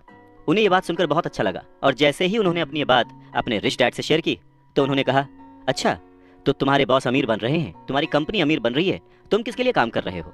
तुम किसे अमीर बना रहे हो? तो बस 1974 में जेरोक्स के एक कर्मचारी के रूप में ही उन्होंने अपना पहला कॉर्पोरेशन बनाया और अपने काम से काम रखना शुरू कर दिया। पहले से ही उन्होंने संपत्ति वाले कॉलम में कुछ चीजें लिख रखी थी और खरीद रखी थी, पर अब उन्होंने ये ठान लिया था कि उन्हें और ज्यादा बढ़ाना है, उन्हें अपने एसेट्स और बढ़ाने हैं और अपनी लायबिलिटीज को और कम करना है। जैसे जैसे वक्त बीतता गया, जैसे जैसे रॉबर्ट टी कियोसाकी पैसे को समझते गए, इसके गणित को समझते गए, इसके व्यवहार को समझते गए, उन्हें अपने रिच डैडी की सलाह समझ में आने लगी। एक बार उन्होंने अपने काम से काम रखने की ठान ली और अपनी संपत्तियां, अपने एसेट्स बढ़ाने शुरू कर दिए और एक बेहतरीन कर्मचारी बन गए। उनके पास अब एक लक्ष्य था। वो सुबह जल्दी जाते थे, मेहनत से काम करते थे, ज्यादा से ज्यादा पैसे कमाते थे और अपने रियल एस्टेट में इन्वेस्ट करते थे। और वो दौर भी ऐसा था कि उस समय नई नई चीजें, नए नए डेवलपमेंट्स हो रहे थे जिसमें संभावनाएं तलाश की जा सकती थी। तो उन्होंने जेरोक्स मशीनें बेची। जितनी ज्यादा वो मशीनें बेचते, उन्हें उतना ही ज्यादा फायदा होता, लेकिन वो फायदा उनकी जेब में नहीं जाता, वो फायदा जाता कंपनी को, और रॉबर्ट टी कियोसाकी की जेब से कटता था टैक्स। ये बहुत ही मोटिवेशनल था। इस सिचुएशन में लोग हताश हो जाते हैं, पर रॉबर्ट टी कियोसाकी ने इसको पॉजिटिवली लिया और वो इस नौकरी के जाल से बाहर निकल आए। वो ये समझ गए थे कि उन्हें किस तरह से बाहर आना है, पर जल्दबाजी में उन्होंने नौकरी नहीं छोड़ी। धीरे धीरे सिर्फ 3 साल के समय में ही उन्होंने जेरोक्स कंपनी की तुलना में अपने छोटे से कॉर्पोरेशन कंपनी से ज्यादा कमाना शुरू कर दिया था। और उनका कॉर्पोरेशन रियल एस्टेट में इन्वेस्ट करने वाली कंपनी थी, और वो पैसा जो कि वो अपने एसेट से कमा रहे थे, वो उन्हीं के लिए दोबारा काम कर रहा था। अब उन्हें फोटोकॉपियर बेचने के लिए दरवाजे दरवाजे जाने की जरूरत नहीं थी। अपने रिच डैडी की सलाह से उन्हें बहुत फायदा हुआ। जल्दी ही उनकी प्रॉपर्टीज से आने वाले कैश फ्लो में इतना ज्यादा बढ़ोतरी हो गई कि उनकी कंपनी ने उनके लिए पहली कार खरीद के दी। उनकी पुरानी कंपनी जेरोक्स के लोगों को लगा कि वो अपना कमीशन बेच रहे हैं, परंतु ऐसा था नहीं। उन्होंने अपने कमीशन को अपने एसेट्स में कन्वर्ट कर रखा था। रॉबर्ट टी कियोसाकी कहते हैं कि उनका एक एक रुपया उनके एक एक एम्प्लॉय जैसा उनके लिए काम कर रहा था। क्यों? क्योंकि उन्होंने सही जगह पर इन्वेस्ट किया था। अपने रिच डैड से सीखे गए सबक के कारण वो इस चूहा दौड़ के मिथक से बाहर आ गए थे और कम उम्र में ही एक एम्प्लॉयर बन गए थे। स्कूल्स में पढ़ाया जाता है कैसे एम्प्लॉय बने, पर अपने रिच डैड की बात मानकर वो एक एम्प्लॉयर बने।